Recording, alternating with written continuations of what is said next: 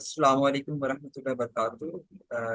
आज Pakistan society of plant breeding and genetics के 11th scholarship webinar पे मैं आप सबको खुशामदीद कहता हूँ।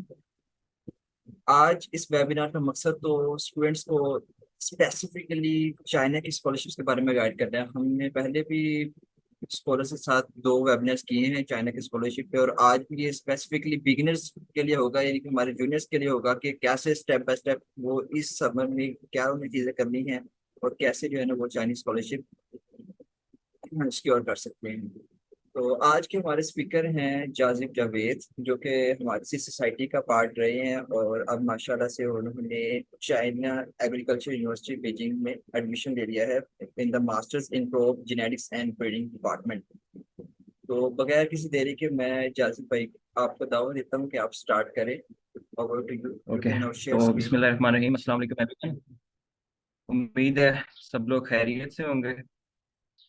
तो आज का जो हमारा सेमिनार है वो बेसिकली चाइना के बारे में है। चाइना के बारे में ये है कि हम प्रॉपर डिस्कस करेंगे कि चाइना में जो भी जितनी भी स्कॉलरशिप्स अवेलेबल हैं और उनका जो है वो प्रोसेस क्या है। स्टार्ट करते हैं। तो सबसे पहले ये है कि मैं कौन हूँ। मेरा नाम जाजिब जावेद है, जैसे हमजा भाई ने बता दिए, और एडमिशन का भी कि कहाँ कहाँ पे हुआ है। तो स्टार्ट हम करते हैं कि सबसे पहले जो है मेरा नाम जाजिब जावेद है, और रिसेंटली मैंने जो है यूएस से ही ग्रेजुएशन किया और मेरा मेजर भी पीपीजी था। तो मैं आपको बता रहा था कि मैंने जो अपनी स्कॉलरशिप की जर्नी थी वो लास्ट ईयर स्टार्ट की थी जून में। और चाइना का जो थोड़ा सा ये है कि इसका जो प्रोसेस है वो काफ़ी लेंथी है। लाइक मैंने लास्ट जून में स्टार्ट किया था, तो हमारा जो फाइनल रिजल्ट है वो जुलाई में हर साल जो अनाउंस होते हैं सीएससी के। तो ये काफ़ी मतलब लॉन्ग प्रोसेस है, इसलिए हमने सोचा था कि हम जो है स्टूडेंट्स को 7th सेमेस्टर में बता देंगे ताकि वो जो है वो स्टार्ट टाइमली स्टार्ट करें और ग्रेजुएशन के फ़ौरन बाद ही उनको जो है वो अपॉर्चुनिटी मिले। तो मैंने जो है वो ये फॉलोइंग स्कॉलरशिप जो है मैंने विन की हैं। फर्स्ट ऑफ ऑल जो है वो सीएससी है, चाइना एग्रीकल्चर यूनिवर्सिटी बीजिंग में। इसमें जो है मेजर मेरा था crop genetics and breeding. Second one है कुनमिंग इंस्टीट्यूट ऑफ बॉटनी, जो है यूकेएस में। ये है आंसू स्कॉलरशिप, और इसमें जो है मेजर है बॉटनी। मेजर मैं इसलिए बता रहा हूँ कि ऑलमोस्ट जो है ना वो सब स्कॉलरशिप में मेजर चेंज हैं। तो आप स्विच कर सकते हैं, लेकिन जो है वो आपको तभी करना चाहिए जब आपके पास ऑप्शन हो। लेकिन स्टार्ट में जब आपने अप्लाई करना है तो आपने फिर इस चीज़ को जो है एक दफ़ा नहीं देखना कि आपका मेजर कौन सा है और कौन सा आप अप्लाई कर रहे हैं। वो इन दी एंड आप उसको जो है वो चूज़ कर सकते हैं। थर्ड वन है north west university of agriculture and forestry. इसमें जो है मेजर एग्रीकल्चर बायोटेक्नोलॉजी है, और इसकी जो है वो यूनिवर्सिटी स्कॉलरशिप है। उसके बाद नज़रबायव यूनिवर्सिटी है काज़ाकिस्तान में, ये भी यूनिवर्सिटी स्कॉलरशिप थी। और एक है बेंगोर यूनिवर्सिटी यूके। तो इसका जो था मसला वो ये था कि ये इसमें जो है डिग्री है वो ऑनलाइन है। वो एक स्कॉलरशिप है Commonwealth scholarship for distance learning. तो उसमें ये होता है कि आप यूनिवर्सिटी जो है कोई भी यूके की यूनिवर्सिटी में एडमिशन ले सकते हैं, लेकिन जो आपकी डिग्री होगी वो ऑनलाइन होगी। तो इस तरह ये होता है। तो मैंने चाइना एग्रीकल्चर यूनिवर्सिटी ऑब्वियसली इस वजह से चूज़ की है। एक तो जो है वो यूनिवर्सिटी की जो स्कॉलरशिप है वो फुली फंडेड है। सेकेंडली जो है वो उसमें मेजर का इशू है वो बाकी जो स्कॉलरशिप है उसमें उसमें जो है वो मेजर चेंज है। तो हमने प्रायोरिटी पे रखना है हमारे अपने जो हमने बैचलर में किया होगा वही हमने प्रायोरिटी पे रखना है, ताकि जो है हमें बाद में कोई इशू ना हो। तो इसमें जो मेजर है वो भी क्रॉप जेनेटिक्स एंड ब्रीडिंग है, तो वो भी बाद में जो है वो इशू नहीं होगा। अब हम बात करते हैं कि जो चाइना में कौन कौन सी स्कॉलरशिप्स अवेलेबल हैं। तो फर्स्ट ऑफ ऑल यहाँ पे जो है वो Chinese scholarship, Chinese government scholarship इसको कहते हैं, और सीएससी भी कहते हैं। सीएससी का जो मतलब है वो चाइनीज स्कॉलरशिप काउंसिल। तो जो चाइनीज स्कॉलरशिप काउंसिल है वो बेसिकली जो है वो स्टूडेंट्स को सिलेक्ट करती है। इसकी जो है वो तीन कैटेगरीज हैं, टाइप ए, बी और सी। टाइप ए जो होती है वो होती है basically embassy recommended. Embassy recommended में ये होता है कि आपको जो है इसको जो है एचईसी अनाउंस करती है, और एचईसी के लिए अप्लाई करने के लिए आपको हैट देना पड़ेगा, और हैट दे के फिर जो है आप एचईसी को अप्लाई करेंगे। इसमें जो होता है वो नॉमिनेटिंग एजेंसी एचईसी होती है। तो एचईसी आपको नॉमिनेट करेगी, उसके बाद आप जो है आपको वो ऑप्शन देते हैं कि आप चाइना में 3 यूनिवर्सिटीज़ में जो है आप अप्लाई कर सकते हैं, और उन तीनों में से आपका एक में एडमिशन हो जाता है। उसके बाद आती है टाइप बी। टाइप बी में होता है कि इसको कहते हैं यूनिवर्सिटी रिकमेंडेड या प्रोफेसर रिकमेंडेड, जो कि हमने ट्राई करनी है कि हमने जो है वो यूनिवर्सिटी को डायरेक्ट जो है वो प्रोफेसर को टारगेट करना है, ताकि जो हम अपनी स्कॉलरशिप को सिक्योर कर सकें। उसके बाद आती है टाइप सी। टाइप सी होती है सेल्फ फाइनेंस, जो आपने अपनी जो है फंडिंग पे अप्लाई करना होता है। इसके बाद है ANSO scholarship, in alliance of international science organization. और मैं बता दूं कि सीएससी जो है वो चाइना में ऑलमोस्ट 280 प्लस यूनिवर्सिटीज़ हैं जो कि सीएससी स्कॉलरशिप ऑफर करती हैं। उसकी लिस्ट जो है वो आपको ऑनलाइन मिल जाती है गूगल पे, और वहाँ से आपने खुद जो है यूनिवर्सिटी खुद ढूंढनी होती है। यूनिवर्सिटीज़ की आप खुद लिस्ट बनाएंगे कि उस यूनिवर्सिटी में एग्रीकल्चर, ऑब्वियसली हमारा एग्रीकल्चर है तो हम एग्रीकल्चर यूनिवर्सिटी ढूंढेंगे, उनकी जो है वो लिस्ट बनाएंगे और उनकी जो रिक्वायरमेंट्स है यूनिवर्सिटी की वेबसाइट पे जाके देखेंगे। तो वैसे 280 हैं, और एग्रीकल्चर की ऑलमोस्ट मेरे ख्याल से 50 यूनिवर्सिटी 50 प्लस हैं जिनको आप लोग टारगेट कर सकते हैं, वो हम आगे चल के बात करेंगे। उसके बाद है आंसू। आंसू में जो है वो दो इंस्टीट्यूट्स हैं, एक है USTC university of science and technology China, और दूसरा है UCAS university of Chinese academy of sciences. अब जो यूएसटीसी है उसमें हमारा कोई मेजर नहीं है। जो यूकैस है, यूकैस में बेसिकली ऑलमोस्ट 200 इंस्टीट्यूट्स हैं। फर्दर जो इंस्टीट्यूट है ना उसमें हमने जो है वो ढूंढना होता है। यूकैस की वेबसाइट भी हम आगे चल के एक्सप्लोर करेंगे कि उसमें हमने सुपरवाइजर कैसे ढूंढने हैं। इसका जस्ट वही जो पहले मैंने डिस्कस किया कि मेजर इसमें थोड़ा सा चेंज होता है। लाइक मेरा अगर बॉटनी था, इसमें बॉटनी भी है, जोलॉजी भी है, और क्रॉप जेनेटिक्स के भी कुछ मेजर आपको मिल जाते हैं। तो इसके अलावा जो है प्रेसिडेंशियल स्कॉलरशिप्स होती हैं, ये भी यूनिवर्सिटी की है, हर यूनिवर्सिटी ऑफर करती है ऑलमोस्ट। उसके बाद प्रोविंशियल स्कॉलरशिप और यूनिवर्सिटी स्कॉलरशिप। सीएससी जो है वो तो हर यूनिवर्सिटी ऑफर करती है। सीएससी में ये है कि आप एक ही यूनिवर्सिटी में अप्लाई कर सकते हैं, लेकिन सीएससी और आंसू में आप एक एक में अप्लाई कर सकते हैं। और जो प्रेसिडेंशियल, प्रोविजनल और जो यूनिवर्सिटी स्कॉलरशिप्स हैं, इसमें आप जो है जिस मर्जी मतलब जितनी मर्जी यूनिवर्सिटी में आप अप्लाई करें, वो आपके सिलेक्शन के होते हैं चांसेस।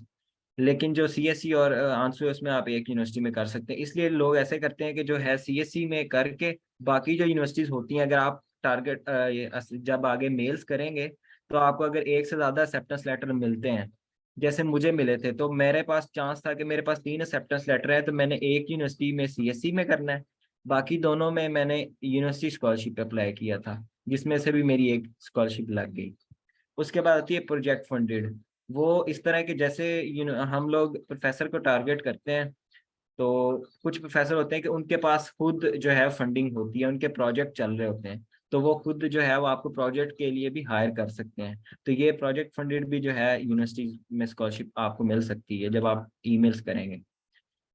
उसके बाद जो इसके बेनिफिट्स क्या होते हैं, सीएससी, ये बेसिकली हम सीएससी की बात कर रहे हैं। सीएससी जो है उसमें आपकी जो है ट्यूशन फी है वो एग्जाम्प्ट होगी, आपको 1 रुपया देने की जरूरत नहीं है। उसके बाद अकोमोडेशन है वो भी यूनिवर्सिटी देती है। हेल्थ इंश्योरेंस आपको यूनिवर्सिटी पे करेगी। उसके बाद मंथली जो है वो आपको लिविंग अलाउंस दिया जाता है, जिसको हम मंथली स्टाइपेंड बोलते हैं। स्टाइपेंड जो है वो सीएससी में 3000 RMB जो है वो देते हैं। RMB ये चाइनीज की करेंसी है, और ये ऑलमोस्ट 1,20,000 रुपीज बनते हैं, जो कि आपको पर मंथ दिए जाएंगे। एमएस के लिए 3000 है, और पीएचडी के लिए 3500 है। और जो बाकी एक्सपेंसेस होंगे लाइक एयर टिकट, वीज़ा वगैरह, वहाँ पहुँचने तक आपके जितने भी एक्सपेंसेस होने हैं वो आपने खुद पे करने हैं। इसके अलावा जो आंसू स्कॉलरशिप है वो चाइना की हाईली पेड स्कॉलरशिप है। उसमें जो है वो ऑलमोस्ट 6 to 7,000 yuan RMB जो है वो स्टाइपेंड दिया जाता है। और आंसू स्कॉलरशिप इस वजह से उसमें जो है वो आपको एयर टिकट भी दिया जाता है, लेकिन सीएससी में जो है वो एयर टिकट आपको नहीं दिया जाता। सेकेंड, इसके बाद यह है कि हम जो चीज़ें इसमें आज कवर करेंगे, फर्स्ट ऑफ ऑल है टाइमलाइन, डॉक्यूमेंट्स कौन कौन से रिक्वायर्ड हैं, सीवी कैसे बनानी है। सीवी बहुत इंपॉर्टेंट चीज़ है जिस की बेस पे आपको प्रोफेसर जो है वो सिलेक्ट करेगा। सबसे पहली चीज़ है जो हमने आज कवर करनी है वो सीवी है, कि सीवी कैसे बनानी है और कौन कौन सी जो है इंपॉर्टेंट चीज़ें हैं। उसके बाद ईमेल बॉडी है, या कवर लेटर। ईमेल जो हमने प्रोफेसर को करनी है उसमें क्या लिखना है, उसका जो प्रॉपर फॉर्मेट है वो हम डिस्कस करेंगे। और लास्ट पे देखेंगे कि फैकल्टी जो लिंक है, यूनिवर्सिटी की वेबसाइट है, उसको हमने कैसे एक्सप्लोर करना है, उसका जो एडमिशन पोर्टल है वो कैसे होता है, और जो है फैकल्टी के जो लिंक्स हैं, जो उनकी फैकल्टी होती है, प्रोफेसर होते हैं, उनको हमने कैसे ढूंढना है। तो फर्स्ट हम डिस्कस करेंगे टाइमलाइन। तो मैंने आपको पहले बताया कि इसका जो टाइम है वो बहुत टाइम टेकिंग प्रोसेस है। स्टार्ट हमने इसलिए अभी जो सेशन किया है कि अब हम आपके पास जो है वो सितंबर, अगस्त और सितंबर, ये 2 महीने हैं। जो डॉक्यूमेंट्स हम आगे डिस्कस करेंगे वो डॉक्यूमेंट्स आपने उस 2 महीनों में कंप्लीट करने हैं। उसके बाद जो है वो एक्सेप्टेंस लेटर के लिए हम अप्लाई करते हैं। प्रोफेसर को हम लोग ईमेल करते हैं ताकि जो है वो हमें एक्सेप्टेंस लेटर दे, और फिर जो है हम जिस यूनिवर्सिटी से हमें एक्सेप्टेंस लेटर मिलेगा हम उस यूनिवर्सिटी में आगे फर्दर अप्लाई करेंगे। तो ये जो एक्सेप्टेंस लेटर है वो हम बेसिकली एक्सेप्टेंस लेटर का ये फ़ायदा होता है कि तब आपके जो एक्सेप्टेंस लेटर मिलने के बाद आपके जो सिलेक्शन के चांसेस है वो एटलीस्ट जो 50% आप समझ लें कि सिलेक्टेड हैं। और विदाउट एक्सेप्टेंस जो है वो अप्लाई कर सकते हैं लेकिन उसमें फिर चांसेस कम होते हैं। उसके बाद जो है टाइमलाइन, फिर जो एक्सेप्टेंस लेने का टाइम है वो अक्टूबर, नवंबर और दिसंबर है।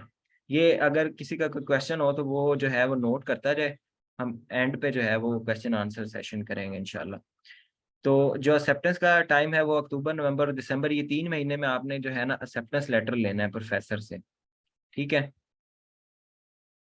तो जो हम जो है आगे वो डिस्कस कर लेंगे कि आपने प्रोफेसर को ईमेल किस तरह करनी है।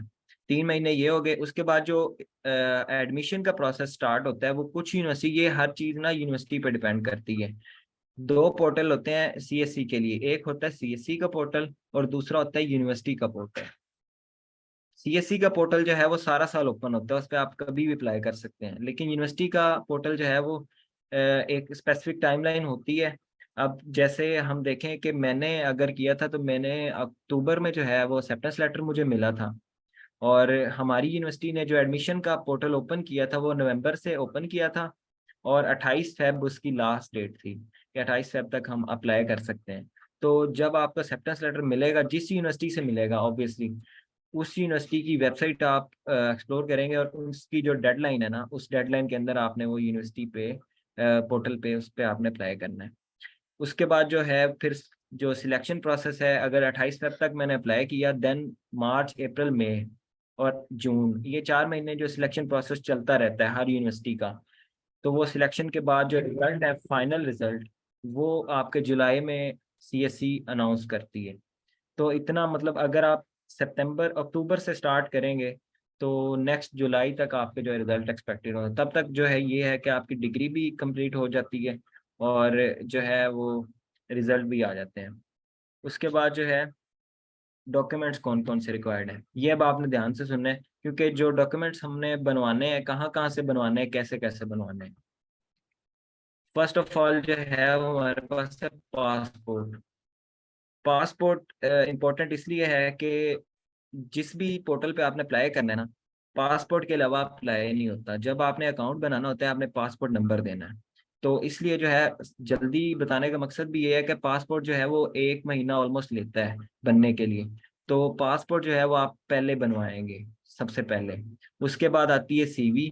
सीवी सबसे ज्यादा इम्पोर्टेंट है क्योंकि हमने जब ईमेल करनी है तो उसके साथ सीवी अटैच करनी है। तो जितनी आपकी अच्छी सीवी होगी उतने ही आपके चांसेस है कि आपको एक्सेप्टेंस लेटर मिलेगा।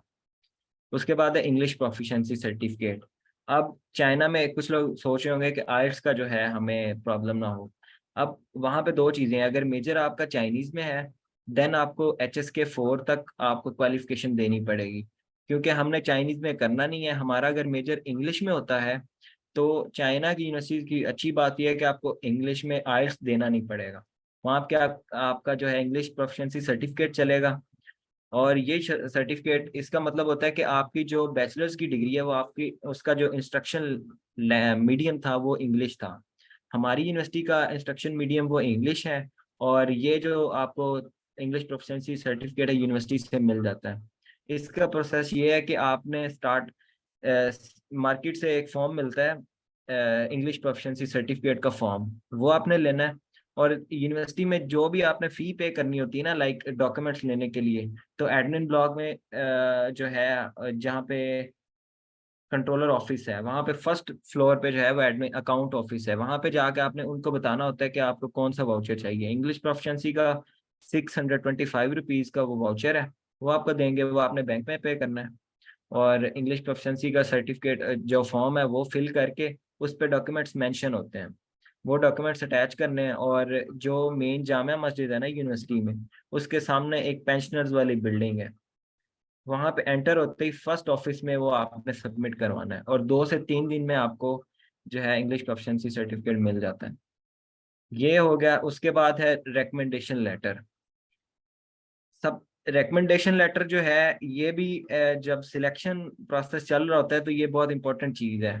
मैं आपको पहले बता दूं, जो रिकमेंडेशन लेटर है ना, यूनिवर्सिटी की वेबसाइट पे मेंशन होता है, वो एटलीस्ट एसोसिएट प्रोफेसर या फिर आपका जो डिपार्टमेंट का चेयरमैन है उसके होने चाहिए।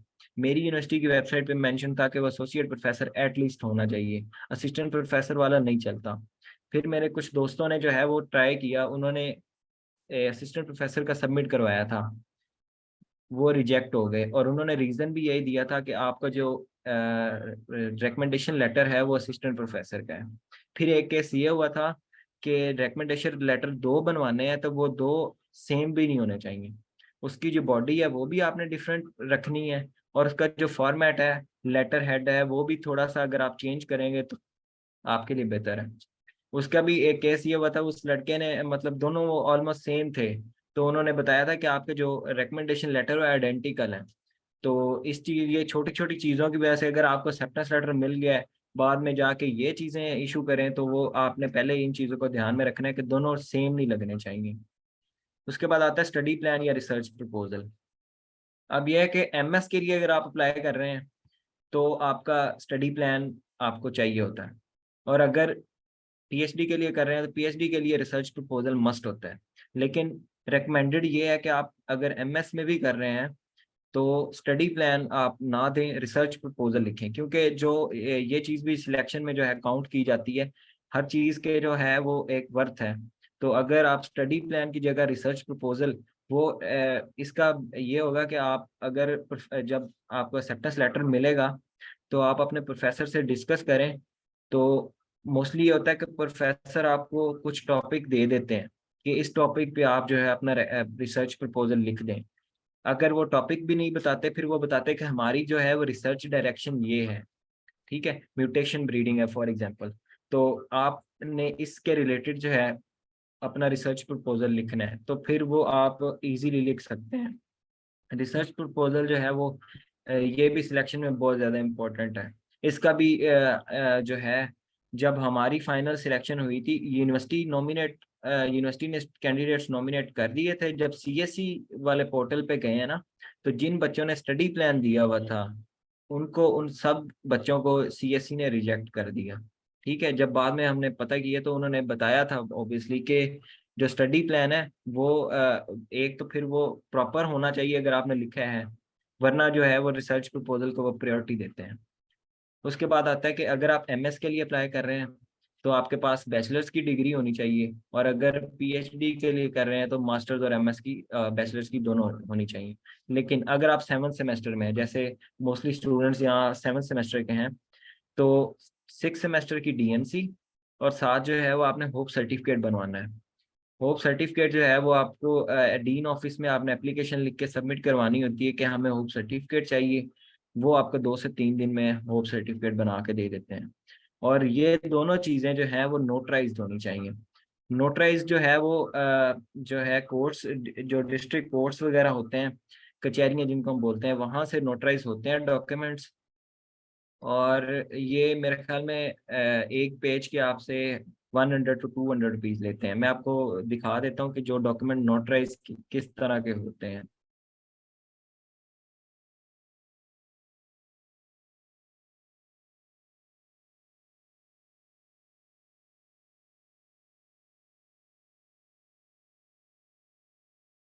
ये होप सर्टिफिकेट है जो कि हमें डीन ऑफिस से मिला था।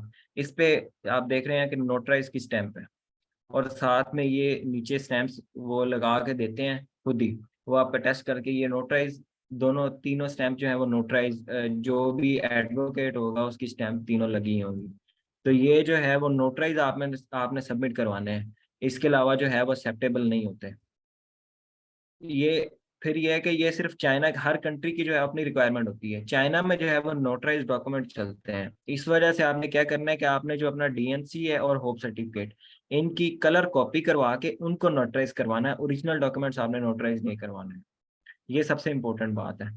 जो ओरिजिनल डॉक्यूमेंट्स हैं, क्योंकि अगर आप, ये तो सिर्फ चाइना के लिए, अगर किसी और कंट्री में अप्लाई करेंगे तो वो नोटराइज नहीं होते। और ओरिजिनल डॉक्यूमेंट को कभी भी इस तरह के नोटराइजेशन नहीं करवाते, जो वो जस्ट हमने अटेस्टेशन जो है वो एचईसी और बोर्ड वगैरह से करवानी होती है। इसके बाद जी हमारे पास है एक्सेप्टेंस लेटर। एक्सेप्टेंस लेटर हम काफी पहले भी बात कर चुके हैं।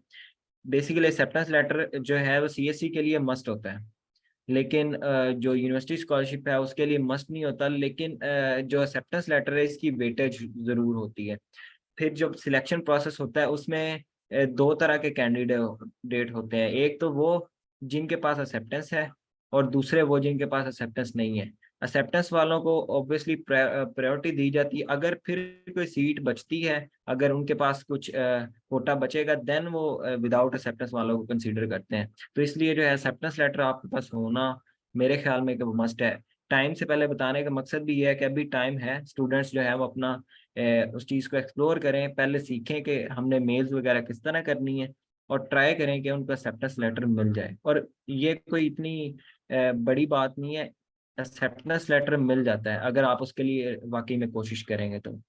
नेक्स्ट वन हमारे पास है नो क्रिमिनल रिकॉर्ड या पुलिस क्लियरेंस सर्टिफिकेट। इसका जो बेसिकली होता है कि आपने, ये हर सिटी में जो है ना पुलिस खिदमत मरकज है बने हुए, वहां से आपने पुलिस करेक्टर सर्टिफिकेट जो होता है वो आपने लेना होता है। जैसे अब हमारी यूनिवर्सिटी के सामने, बिल्कुल यूनिवर्सिटी के सामने एक पुलिस खिदमत मरकज है, तो मैंने अपना जो है वहां से बनवाया था। अगर आपका डिस्ट्रिक्ट जो है वो चेंज है, फिर भी आप वहां से बनवा सकते हैं। वो आपको बस एक वीक तक मिल जाता है। और अगर आपका डिस्ट्रिक्ट सेम है तो वो 2-3 दिन में मिल जाता है। इस वजह से आप उस फैसलाबाद से भी जो है बनवा सकते हैं, जो स्टूडेंट्स हॉस्टलाइज वगैरह होते हैं। इसके बाद हमारे पास है फिजिकल एग्जामिनेशन फॉर्म। ये जो है इसका एक स्पेसिफिक फॉर्म है, हर यूनिवर्सिटी का सेम है। इसको कहते हैं कि चाइना के लिए ना एक मेडिकल फॉर्म जो है वो में रिक्वायर्ड होता है। वो मेडिकल फॉर्म हमने जो है किसी भी, वो फॉर्म डाउनलोड करना है, मैं आपको शो करवा देता हूँ। वो वाला फॉर्म हमने किसी भी जो है वो हॉस्पिटल में आपने लेके जाना है, उस पे कुछ टेस्ट मेंशन होते हैं, वो टेस्ट आपने करवाने हैं।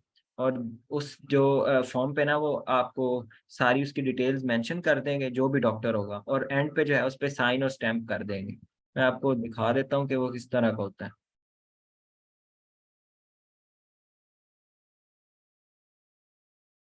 ये है physical examination record for foreigners.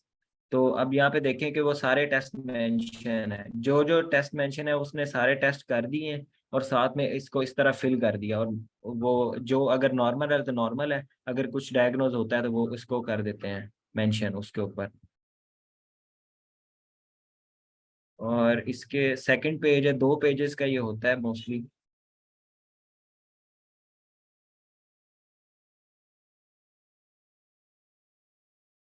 Second page पे ये है कि इस पे जो एंड पे मेंशन है ना, सिग्नेचर फॉर फिजिशियन, तो ये जो है वहाँ पे वो आपके रिमार्क्स भी देगा। रिमार्क्स आपने ज़रूर करने हैं, क्योंकि जो फिजिकल एग्जामिनेशन है इसको भी वो तसल्ली से देखते हैं। अगर एंड पे सजेशंस भी उसने मिस की है ना, तो फिर वो आपका एक्सेप्ट नहीं होता। इसके बाद उसकी स्टैंप और साइन ये मस्ट है। इसका बेहतरीन, अगर आप, ये है कि अगर आप नहीं करवा सकते, तो बेहतरीन इसका ये है कि मैं आपको ये पिक्चर दोनों सेंड कर दूंगा।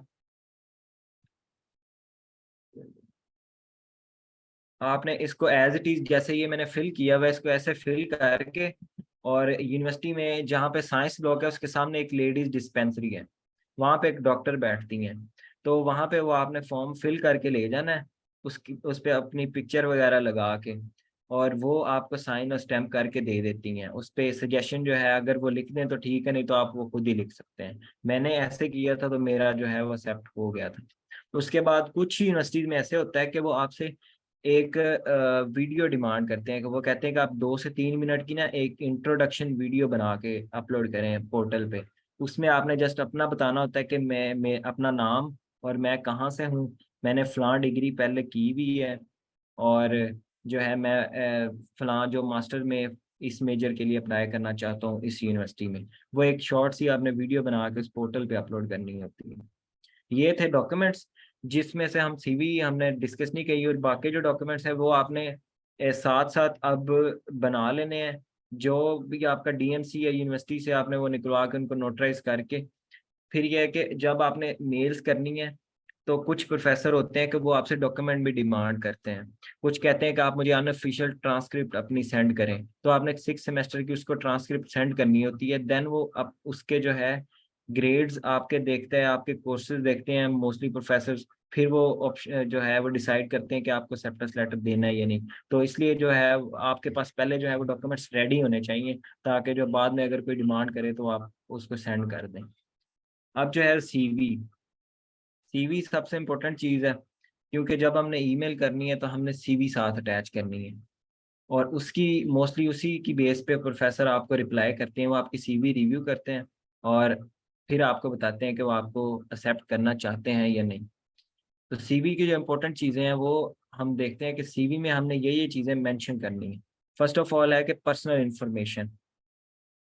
पर्सनल इन्फॉर्मेशन में आपका नाम, आपका एड्रेस, ईमेल और जो-जो आपके अकाउंट्स होते हैं। लाइक आपका ईमेल एड्रेस है, उसके बाद वी चैट। जैसे हमारा व्हाट्सएप है, चाइना में यूज़ होता है वी चैट। तो वी चैट जो है उसका अकाउंट आप बेहतर है कि आप बना लें। क्योंकि कुछ प्रोफ़ेसर होते हैं कि वो आपको वी चैट पे आपका इंटरव्यू भी लेते हैं वीडियो कॉल पे। तो वो आपसे डिमांड करते हैं कि आप हमें वी चैट का अकाउंट दें, और वहाँ पे जो है फर्दर वो डिस्कस करते हैं आपसे ईमेल के बजाय। तो वी चैट के अकाउंट आप कोशिश करें वो बना लें और वो अपनी सीवी में ऐड करें। सेकंड होती है पर्सनल स्टेटमेंट। पर्सनल स्टेटमेंट है ये है कि आपने 5-6 लाइनों में अपना जो है वो मोटिवेशन लिखना है कि जो है मैं फ़लाँ मैंने पहले डिग्री की हुई है और मेरी जो एक्सपर्टीज़ है वो ये हैं, और नेक्स्ट जो है मैं मोटिवेटेड हूँ कि मैं अब्रॉड जाके स्टडी करूँ और अपनी जो है कंट्रीब्यूशन शो करूँ। तो वो 4-5 लाइनें, इसके जो सैंपल हैं वो भी आपको जो है वो इंटरनेट पे मिल जाते हैं। पर्सनल स्टेटमेंट फॉर सीवी आप अगर सर्च करेंगे तो हज़ारों सैंपल हैं, उनको पढ़ के आप अपने लिए एक पर्सनल स्टेटमेंट छोटी सी 4-5 लाइनों की जो है जनरेट कर सकते हैं। उसके बाद आती है एजुकेशन। एजुकेशन आपने मेंशन करनी है, स्टार्ट मैट्रिक, एफएससी और बैचलर्स। ये आपने तीनों मेंशन करनी है मैट्रिक से लेके, क्योंकि जब पोर्टल पे अप्लाई करेंगे वहाँ पे भी उन्होंने यही डॉक्यूमेंट्स, यही एजुकेशन जो है मैट्रिक से ऑनवर्ड मांगी होती है। उसके बाद आता है एक्सपीरियंस। एक्सपीरियंस में आपका जो भी इंटर्नशिप एक्सपीरियंस है, आपने कोई जो है वॉलंटियर एक्सपीरियंस किया हुआ है, जो भी आपने आपका वर्क एक्सपीरियंस है ना, वो आप उसमें ऐड करेंगे। और एक्सपीरियंस जो है वो मैटर करता है हमेशा। उसका अगर आपने कोई इंटर्नशिप की है किसी लैब में फॉर एग्जांपल, तो उसके अगर आपके पास एक्सपीरियंस लेटर होगा, तो आप उसमें अपनी सीवी में लिखा होगा, तो वो जो है आपकी उसकी एक वर्थ होती है। प्रोफेसर जो है वो इन चीज़ों पे करते हैं फोकस। सिर्फ सीजीपीए जो है वो मैटर नहीं करती कभी भी, ठीक है? सीजीपीए एक हद तक ज़रूर मैटर करती है, लेकिन उसके साथ-साथ आपकी जो आपका एक्सपीरियंस है, आपकी पब्लिकेशन है, आपकी जो अदर एक्टिविटीज़ हैं, सेमिनार आपने अटेंड किए हुए हैं, आपने कुछ कोर्सेज़ किए हुए हैं, को-करिकुलर एक्टिविटीज़ हैं, ये सारी चीज़ें वो देखता है। और सीवी की जो लेंथ है वो 2 से 3 पेजेज़ मैक्सिमम होनी चाहिए, इससे ज़्यादा नहीं होनी चाहिए, क्योंकि फिर वो इसको पढ़ते भी नहीं हैं। अगर आपने शॉर्ट वो लिखा हुआ है, तो वो जो रिव्यू करने में फिर ईज़ी रहता है। उसके बाद कोर्सेज़ हैं, अगर आपने कुछ कोर्सेज़ किए हुए हैं, फिज़िकल किए हैं या ऑनलाइन कोर्सेज़ हैं, जिनके आपके पास सर्टिफ़िकेट्स वगैरह हैं, वो आप उसमें ऐड करेंगे। मोस्ट इम्पोर्टेंट चीज़, पीएचडी के लिए तो पब्लिकेशन जो है मोस्टली मैटर करती है, लेकिन एमएस के लिए अगर पब्लिकेशन आपके पास है, तो आपका वो एक प्लस पॉइंट होगा। तो इसको आपने ज़रूर, अगर आपकी कुछ भी पब्लिक है ना, वो आपने इसमें ज़रूर मेंशन करनी है, और साथ में पॉसिबल हो तो उसके लिंक भी ऐड करें, और इसमें ईयर और सब कुछ मेंशन करना है। इस आगे मैं आपको बताता हूँ कि आपने सीवी जो है वो बनानी कैसी है। एक मेरे पास फॉर्मेट है, वो मैं आपको फॉर्मेट शेयर करूँगा, वो भी आप उसको भी एडिट कर सकते हैं।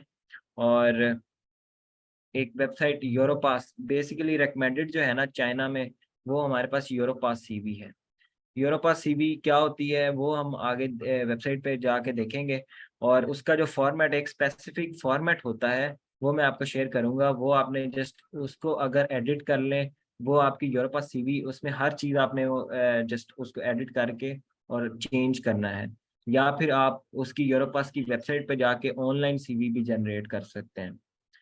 उसके बाद आपकी आती है कॉन्फ्रेंस और सेमिनार्स। जो भी, अगर आपने कॉन्फ्रेंस अटेंड किया, कोई सेमिनार अटेंड किया, उसका आपके पास सर्टिफिकेट है, वो आप मैनेज जो इसमें मेंशन करेंगे।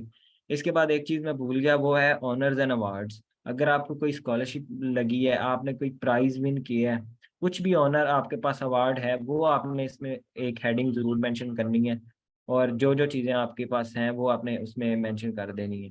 उसके बाद आती है को करिकुलर एक्टिविटीज़। को करिकुलर एक्टिविटीज़ हैं कि अगर आपने कोई क्लब ज्वाइन किया हुआ, जैसे हमारी पीएसपीबीजी है, तो सोसाइटी आपने ज्वाइन की हुई, आप उसके मेंबर हैं, तो वो आप उसमें मेंशन कर सकते हैं कि मैं फलां 2021 टू 22 तक मैं जो है इस सोसाइटी का मेंबर रहा हूँ।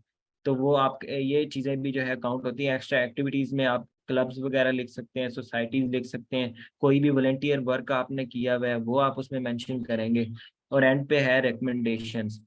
रिकमेंडेशन जो है वो वही है कि अगर आपने दो रिकमेंडेशन लिए हैं किसी प्रोफेसर से, तो उनमें से आप एक उधर मेंशन कर देंगे सीवी में।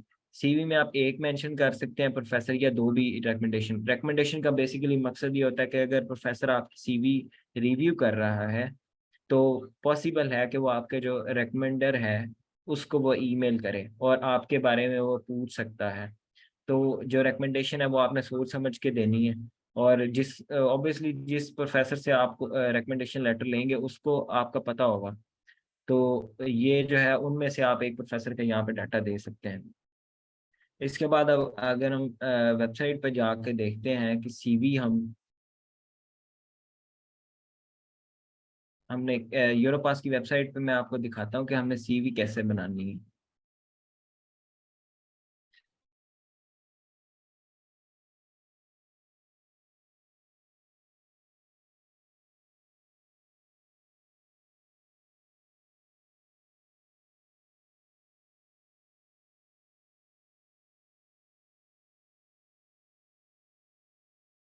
यहाँ पे हम सर्च करेंगे यूरोपास सीवी।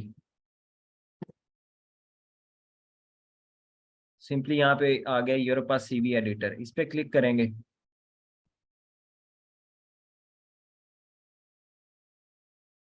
तो यहाँ पे काफ़ी सारे ऑप्शन है। एक है स्टार्ट माय प्रोफाइल। प्रोफाइल आपने नहीं करनी, डायरेक्टली आप इस पे सीवी क्रिएट करके उसको आप डाउनलोड कर सकते हैं। क्रिएट, इस पे हम करेंगे क्रिएट न्यू सीवी।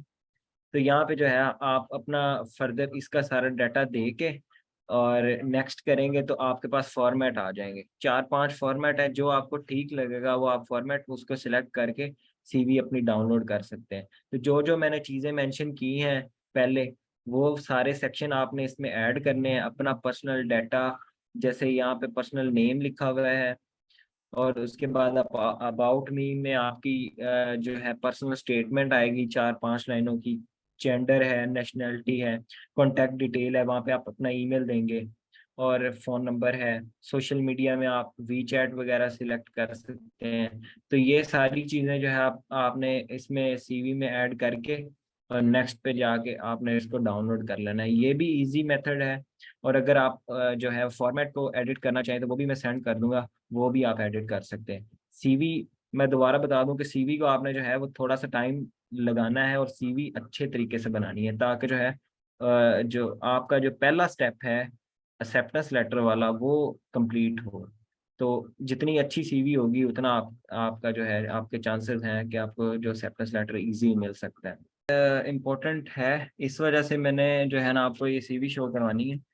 तो स्टार्ट करेंगे वही, ये सेम टू सेम जो है वो यूरोप पास की वेबसाइट पे बनाई है हमने। तो सीवी में वही चीज़ है, सबसे पहले हमारे पास है personal information, date of birth, nationality में जो जेंडर है, कॉन्टैक्ट इंफॉर्मेशन है, और ये इस तरह की चीज़ें।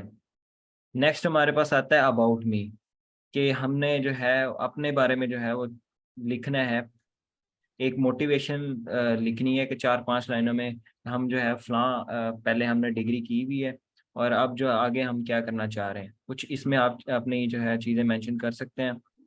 और सेकंड पे इस पे नेक्स्ट में आता है हमारे पास वर्क एक्सपीरियंस।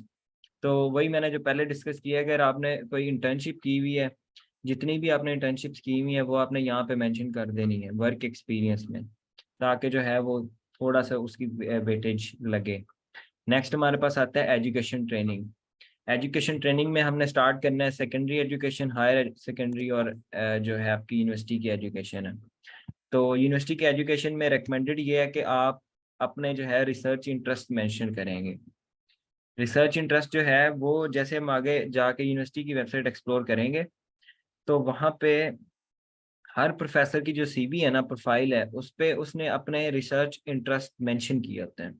तो जैसे जैसे आप एक्सप्लोर करेंगे ना प्रोफेसर की जो वेबसाइट्स हैं, तो आपको अंदाज़ा हो जाएगा कि आपने जो अपने रिलेटेड है, ज़ाहिर हमने पीपीजी के अगर देखने हैं तो हमें अंदाज़ा हो जाएगा कि हमने किस तरह के जो रिसर्च इंटरेस्ट लिखने हैं। लाइक उनके होता है molecular genetics, tissue culture, mutation breeding, इस तरह के जो है वो रिसर्च इंटरेस्ट होते हैं। वो आपने 5-6 जो है वो यहाँ पे मेंशन करने हैं, क्योंकि रिसर्च इंटरेस्ट प्रोफेसर जो है वो आपने ईमेल में भी मेंशन करने हैं जो आपने लिखनी है, और सीवी में भी मेंशन करने हैं, ताकि जो है वो इसको जो है वो देखे।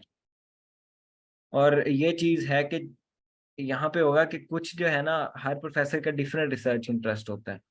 तो हमने ये देखना है कि जो प्रोफेसर का रिसर्च इंटरेस्ट है ना, वही हमारा है। क्योंकि एट दिस टाइम हमें जो है स्टार्ट लेना है, तो हमें ये नहीं है कि हम क्रॉप स्पेसिफिक जाएंगे, हमारा फलां रिसर्च इंटरेस्ट है। हमें जो मिलता है वो हमने गेन करना है, वो चाहे म्यूटेशन ब्रीडिंग हो, वो चाहे टिश्यू कल्चर हो, वो चाहे जो भी हो, वो आपने उसको जो है जो प्रोफेसर ने लिखा होगा वही आपने ईमेल में लिखना है कि मैं भी इसमें इंटरेस्टेड हूँ।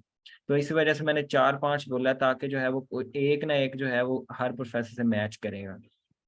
ठीक है, उसके बाद लैंग्वेज स्किल्स हैं कि आपके जो लैंग्वेज है आपको कौन सी आती है। मदर टंग हमारी उर्दू है, और उसके अलावा जो आती है वो इंग्लिश है, उसकी आप प्रोफिशिएंसी यहाँ पे मेंशन करेंगे। ये सारा कुछ वेबसाइट पे अवेलेबल है, जस्ट आपने ऐड करते जाना है, और एंड पे जाके सीवी आपकी डाउनलोड हो जाएगी पीडीएफ फॉर्म में। उसके बाद डिजिटल स्किल्स हैं, माइक्रोसॉफ्ट ऑफिस है, उसके बाद ऑटो कैड, इस तरह के जो भी आपके पास स्किल्स हैं वो आपने इसमें मेंशन करने हैं। एडिशनल इंफॉर्मेशन है, प्रोजेक्ट है आपके, वो प्रोजेक्ट आपने मेंशन करना है। कम्युनिकेशन स्किल्स जो हैं, वो जितनी भी चीज़ें हैं ना, सर्टिफिकेट है, हमने पहले डिस्कस की है ये चीज़ें।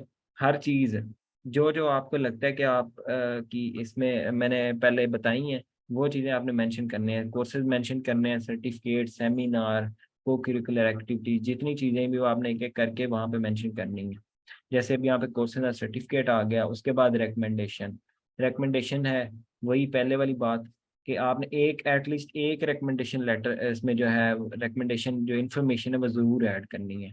सीवी दिखाने का मकसद भी है कि आपको आइडिया हो जाए कि ये जो चीज़ें हैं वो ज़रूरी हैं। और ये सीवी आप देख सकते हैं 2 पेजेस की है, 3 पेजेस की है। तो 3 पेजेस से ज़्यादा जो है वो सीवी नहीं आपकी होनी चाहिए। ठीक है, इसके बाद हमारे पास हम देखते हैं कि ईमेल जो है हमने करनी है, वो कैसे करनी है प्रोफेसर को। फर्स्ट ऑफ ऑल, ईमेल में जो हमने लिखना है उसको हम कहते हैं कवर लेटर। तो कवर लेटर की बेसिकली मेरे हिसाब से वो 4 चीजें में हमने लिखनी है, 4 पैराग्राफ लिखने हैं। First of all, introduce yourself, who you are, where are you from, what have you did before, मतलब पहले आपने क्या किया है। सबसे पहले हम लिखेंगे उसमें कि I am Jazib Javed from Pakistan, I have did my bachelors from university of agriculture Faisalabad. तो इस तरह ये आपने एक पहला जो पैराग्राफ है वो अपना इंट्रोडक्शन लिखना है कि आप कौन हैं, आपने पहले क्या कौन सी डिग्री की हुई है, और आप जो है वो आगे इंटरेस्टेड हैं इस प्रोफेसर के पास, उसकी अगर आप मेंशन कर दें कि उसकी जो रिसर्च डायरेक्शन है वो है, तो आप उसमें जो है वो इंटरेस्टेड हैं उसके पास उसकी सुपरविजन में एमफिल करने के लिए। उसके बाद आता है include your experience, second paragraph. Second paragraph में आपने अपना पास्ट एक्सपीरियंस लिखना है। आपने इंटर्नशिप की है, आपके पास पब्लिकेशन पब्लिकेशन है, आपने कुछ भी कोई प्रोजेक्ट किया है, ये चीज़ें कि आपका जो पास्ट जितना भी एक्सपीरियंस है ना बैचलर्स में, रिलेटेड टू दैट मेजर जिसमें आप अप्लाई कर रहे हैं, जिसके लिए आप उसको मेल कर रहे हैं, वो आपने इसमें मेंशन करना है। आपने पीवीजी के लिए मेल की है तो आपने पहले कोई पब्लिकेशन किया है रिलेटेड टू पीवीजी है, वो आप करेंगे। और आपने कोई प्रोजेक्ट किया, ऑब्वियसली अगर आपने इंटर्नशिप की है तो वो किसी प्लांट ब्रीडिंग की लैब में ही की होगी, तो वो उससे रिलेट करती इस तरह की जो जितना भी आपका एक्सपीरियंस है वो आपने उसमें मेंशन करना है। थर्ड पैराग्राफ में फिर जैसे हम आगे चल के प्रोफाइल प्रोफेसर की एक्सप्लोर करेंगे, तो वहाँ पे उसकी जो है वो रिसर्च इंटरेस्ट मेंशन होते हैं, वहाँ के उसके पेपर मेंशन उसके दिए होते हैं प्रोफेसर के।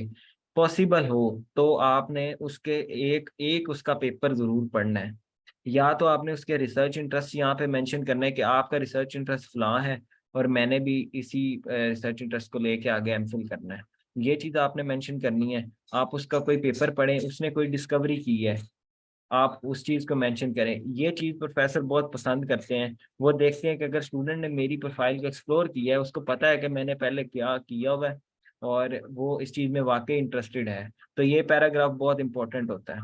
इसमें आपने उसकी जो है चीज़ें मेंशन करनी होती हैं प्रोफेसर की प्रोफाइल देख के। और लास्ट में जो होता है कंक्लूजन होता है कि मैंने जो है वो डॉक्यूमेंट्स सीवी अपनी अटैच की है और आपके जो है जो आपका वेट कर रहा हूँ, तो ये चीज़ आपने लास्ट कंक्लूजन में मेंशन करनी है। इसका मैं आपको एक सैंपल दिखाता हूँ ईमेल का, कि उसका जो फॉर्मेट है वो कैसा होना चाहिए।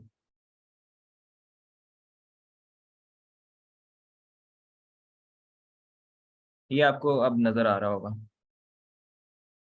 तो ये आप देखें, सबसे पहले क्या लिखा हुआ है, डियर प्रोफेसर। प्रोफेसर का नाम अगर मेंशन करेंगे तो वो जो है वो सबसे पहली कैचिंग चीज यही है कि आपने प्रोफेसर का ऊपर नाम मेंशन करना है। डियर प्रोफेसर डॉक्टर, जो भी आपने उसका नाम होगा वो मेंशन करना है।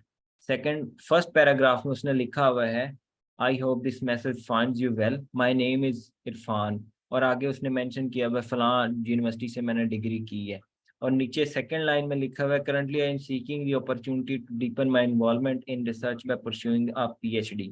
तो ये आपने फर्स्ट पैराग्राफ में लिखना है कि अपना इंट्रोडक्शन, आपने पहले कौन सी डिग्री की है और आगे आप क्या करना चाह रहे हैं। तो यहाँ पे अगर आप स्पेसिफिक मेंशन करेंगे प्रोफेसर को देख के कि वो क्रॉप जेनेटिक्स का है, तो आप यहाँ पे मेंशन करेंगे कि मैं क्रॉप जेनेटिक्स में आगे एम फिल करना चाह रहा हूँ, एमएस करना चाह रहा हूँ या पीएचडी करना चाह रहा हूँ।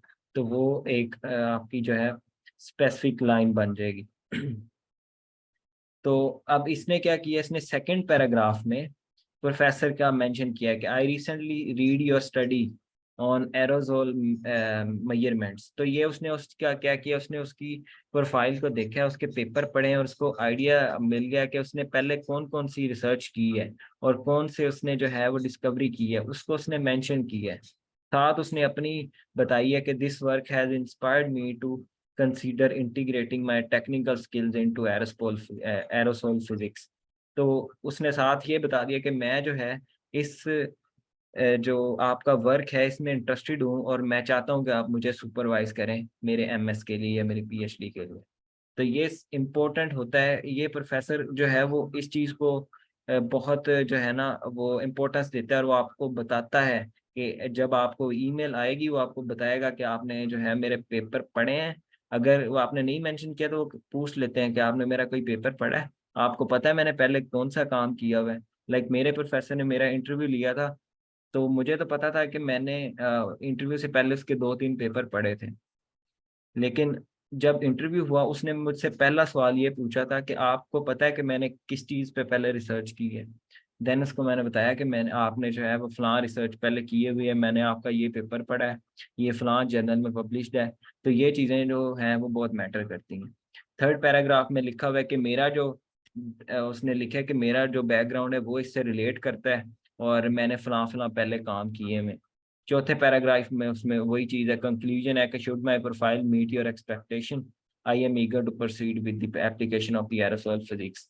तो वहाँ पे आपने बताना है कि मैंने फलां फलां डॉक्यूमेंट साथ अटैच किए हैं, और जो है मैं आपके आंसर का वेट कर रहा हूँ। और ईमेल के साथ जस्ट आपने सीवी अटैच करनी है, सीवी के अलावा कुछ भी अटैच नहीं करना अनटिल ये कि आपका प्रोफेसर आपसे कुछ डिमांड करता है, वो आपको रिप्लाई करेगा और बोलेगा कि आप मुझे फलां डॉक्यूमेंट जो है वो सेंड करें, देन आपने उसको वो प्रोवाइड करना है। उससे पहले आपने उसको जस्ट सीवी जो है वो सेंड करनी होती है।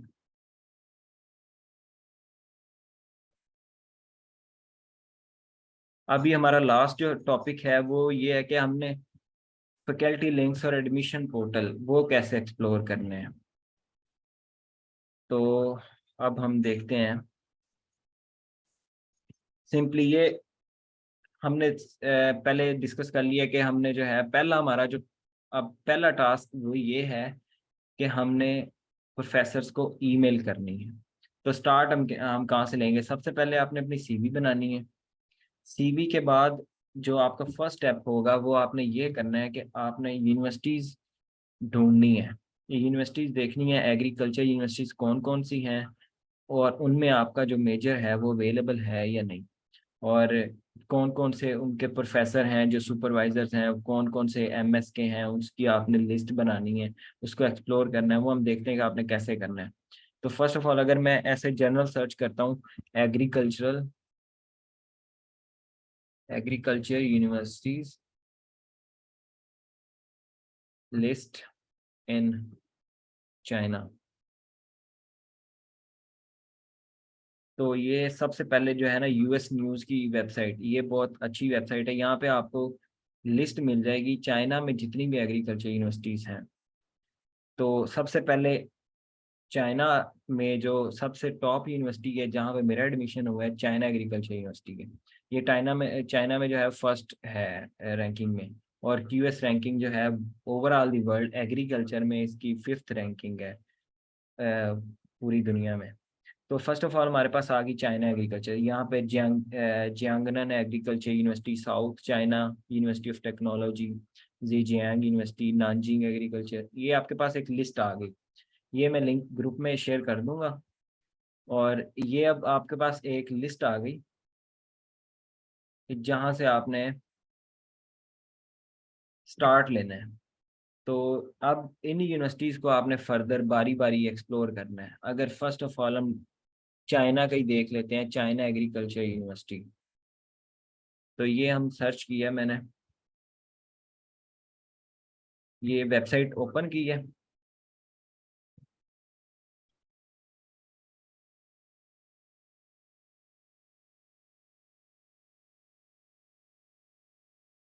फिर ये है कि चाइना की जो वेबसाइट्स हैं वो थोड़ी सी स्लो होती हैं वर्किंग में, क्योंकि इन पे जो है वो लोड ज़्यादा होता है। और फिर एक मेन चीज़ है,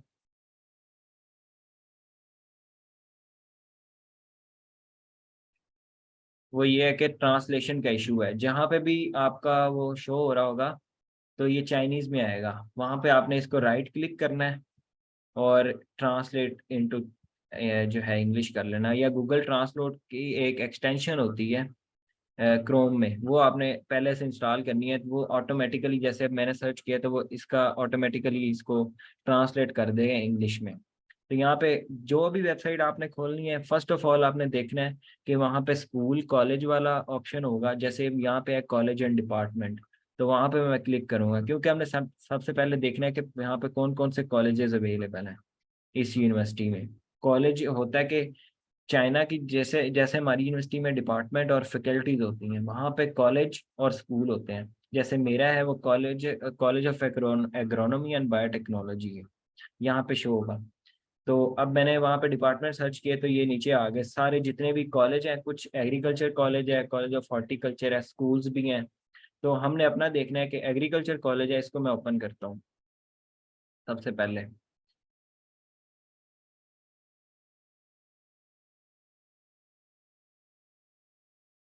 ये देखें, और एक्सटेंशन आपने की होगी तो ऑटोमेटिकली ये ट्रांसलेट होता रहेगा साथ साथ, वरना ये आपको मैनुअली बार बार करना पड़ेगा। अब ये आ गया college of agronomy and biotechnology, ये एग्रीकल्चर कॉलेज है।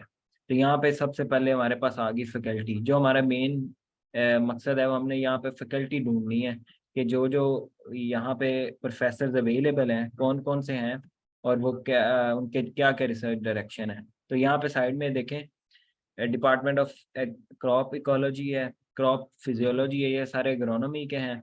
उसके बाद है crop genetics and breeding line जो हमारा है। ये अगर दूसरे डिपार्टमेंट से स्टूडेंट्स हैं तो आपने भी सेम प्रोसेस करना है कि आपने जो है यूनिवर्सिटीज एक्सप्लोर करनी है, आपका जो रेलिवेंट कॉलेज होगा वो आपने एक्सप्लोर करना है, और जो आपका मेजर है उस मेजर की आपने फैकल्टी को टारगेट करना है। हर बच्चे ने इस तरह करना है। मैं जस्ट ये है कि मुझे लग रहा है कि यहाँ पे पीबीजी के ज़्यादा स्टूडेंट्स हैं तो मैं इस वजह से जो है वो निकाल के आपको दिखा रहा हूँ, वरना सेम वेबसाइट्स हैं, सेम प्रोसेस है। जस्ट आपने अपना जो है वो मेजर और अपनी डिग्री को टारगेट करना है। तो यहाँ पे देखें हमारे पास जितने भी प्रोफेसर हैं वो यहाँ पे लिस्ट आ गई है। ये सारे जो है वो क्रॉप जेनेटिक्स के प्रोफेसर हैं। अब इनको हमने फर्दर, ये है कि आप एक एक्सेल शीट बना लें, तो उस पे जो है हर यूनिवर्सिटी की एक्सेल शीट देख लें और उस पे हर प्रोफेसर को जैसे उसकी प्रोफाइल ओपन करेंगे यहाँ पे उसकी डिटेल दी होती है, उसकी ईमेल और हर चीज़।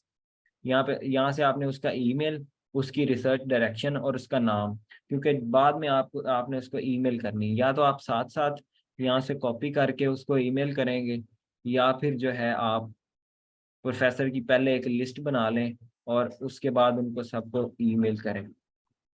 मैंने इस तरह किया था कि मैं जो है पहले एक यूनिवर्सिटी की जो है, और मैं आपको बता दूं मैंने तो जस्ट 5 यूनिवर्सिटीज़ को टारगेट किया था और मुझे 3 एक्सेप्टेंस लेटर मिल गए थे।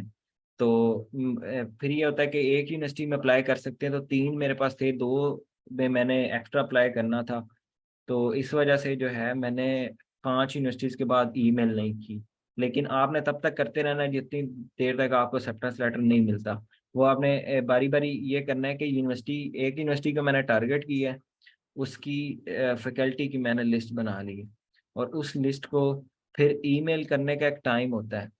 सुबह जो चाइना का टाइम है वो 3 घंटे हमसे ना आगे है। हमारे यहाँ पे 5, अगर सुबह के 5 हुए तो उनके सुबह के 8 होते हैं, और 8 बजे जो है वो ऑफिस टाइम स्टार्ट होता है। तो हम जो है वो सुबह 5 बजे उठ के उनको ईमेल्स करते थे, और जितना जल्दी आप ऑफिस टाइम में ईमेल करेंगे वो उतने चांसेस होते हैं कि आपको वो जल्दी रिप्लाई मिलता है। तो मैंने जितने भी ईमेल्स किए थे मैंने फर्स्ट टाइम किए थे सुबह 5 बजे।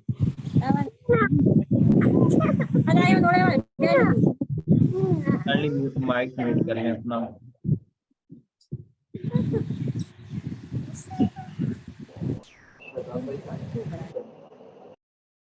ओके, तो इसका जो है वो टाइम भी मैटर करता है। हमने सुबह 5 बजे ईमेल्स की थी ताकि जो है वो ज़्यादा से ज़्यादा रिस्पांस मिले।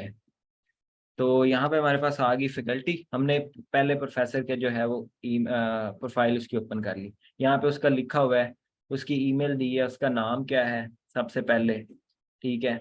और यहाँ पे ये देखें हमारे पास ईमेल है, तो ये ईमेल हमने कॉपी करनी है, उसका नाम कॉपी करना है, और नीचे आके अगर देखेंगे आप तो यहाँ पे मेंशन होगा उसकी जो है उसका वर्क एक्सपीरियंस क्या है और कौन कौन सा उसका एजुकेशनल एक्सपीरियंस है। सेकंड नंबर पे यहाँ पे दिया हुआ है पर्सनल प्रोफाइल। जैसे मैंने आपको बताया कि आपने सीवी में अपनी एक प्रोफाइल पर्सनल स्टेटमेंट लिखनी है, इस तरह प्रोफेसर ने भी लिखी हुई है। क्या लिखा हुआ है? The main research direction is feed crop genetics and genomics. तो ये हर प्रोफेसर ने लिखा होगा, taking sorghum corn and cool season gramineous forages, ठीक है। तो इस तरह हर प्रोफेसर ने लिखा होता है। तो आपने देखना है इसका जो रिसर्च डायरेक्शन है वो आपको पता चल रहा है, क्यूटीएल मैपिंग है, जीवास टेक्नोलॉजी है, उसके अलावा जो है फॉरवर्ड जेनेटिक मेथड्स हैं, ठीक है। इस तरह हर प्रोफेसर ने अपनी जो है वो लिखी होगी। आपने उसकी रिसर्च डायरेक्शन देखनी है कि वो किस चीज़ पे काम कर रहा है, और वो आपने उस पैराग्राफ में मेंशन करनी है जो आपने ईमेल में लिखना है। तो फर्स्ट ऑफ ऑल हमने क्या काम करना है, पहले उसकी ईमेल कॉपी करनी है, उसका नाम कॉपी करना है, और जो है उसकी रिसर्च डायरेक्शन है। अब्दुल अली, अभी हम एंड पे क्वेश्चन करते हैं इंशाल्लाह। ओके, तो आगे जो है उसके पेपर भी दिए हुए हैं, हर चीज़ प्रोफेसर की जो है वो मेंशन होती है। जैसे अभी ये प्रोफेसर है इसके अलावा अगर कोई हम देखते हैं सेकंड नंबर पे ये प्रोफेसर हैं, तो इसका भी सेम टू सेम प्रोफाइल होगा। ये देखें, एसोसिएट प्रोफेसर है और ये उसकी ईमेल दी हुई है, ठीक है। और साथ में आपने उसके देख लेना है जो है वो इसके जो रिसर्च इंटरेस्ट हैं वो क्या है। अब ये देखें, यहाँ पे इन्होंने मेंशन किया होता है, कुछ होते हैं मास्टर्स के सुपरवाइजर, कुछ होते हैं डॉक्टरल सुपरवाइजर। अब ये जो बंदा इसने लिखा हुआ है associate professor and doctoral supervisor for China agriculture university, doctoral supervisor मतलब पीएचडी को ये सुपरवाइज करेगा। तो ये हर प्रोफेसर का होता है कि वो कुछ मास्टर्स को सुपरवाइज करते हैं, कुछ जो है वो डॉक्टर स्टूडेंट्स को, ठीक है। तो इन इसका जो research direction of maize genomics genetics regulation of maize kernel development, ये चीज़ ये आपने हर प्रोफाइल जो है वो एक एक करके देखनी है, और उनको जो है उनकी एक सेपरेट लिस्ट तैयार करनी है, ताकि जो है वो आपको उनको ईमेल्स करें। अब जैसे मैंने आपको तरतीब से बता दिया, सबसे पहले आपने अपनी सीवी बनानी है।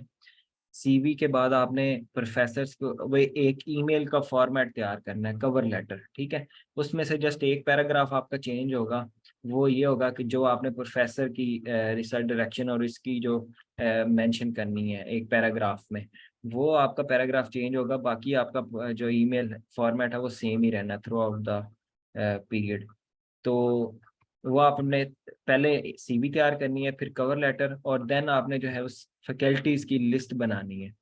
और जिस जिस यूनिवर्सिटी में आप चाह रहे हैं कि आपने अप्लाई करना है, तो उस फैकल्टी उनकी फैकल्टी की लिस्ट बनाएं, और जो टाइम मैंने आपको स्पेसिफिक बताया है वो आपने उसमें ईमेल्स करनी है। और ईमेल करने का जो प्रॉपर टाइम है वो मैंने आपको बताया कि अक्टूबर, नवंबर और अगस्त। अक्टूबर के स्टार्ट में, बिल्कुल स्टार्ट में आपने जो है ईमेल करना स्टार्ट कर देनी है, और तब तक ईमेल करनी है जब तक जो है वो आपको एक्सेप्टेंस लेटर नहीं मिलता। इस तरह अगर हम किसी और यूनिवर्सिटी का एक्सप्लोर करना चाहें, मेरे पास लिंक्स ऑलरेडी अवेलेबल हैं, तो मैं आपको इंशाल्लाह वो शेयर कर दूंगा जो मेरे पास पड़े हुए हैं। वरना जो उसका ढूंढने का प्रोसेस है वो सेम ही है, कि आपने किस तरह प्रोफाइल ढूंढनी है मैंने आपको बता दी है। यूनिवर्सिटी की वेबसाइट पर जाना है फर्स्ट ऑफ ऑल।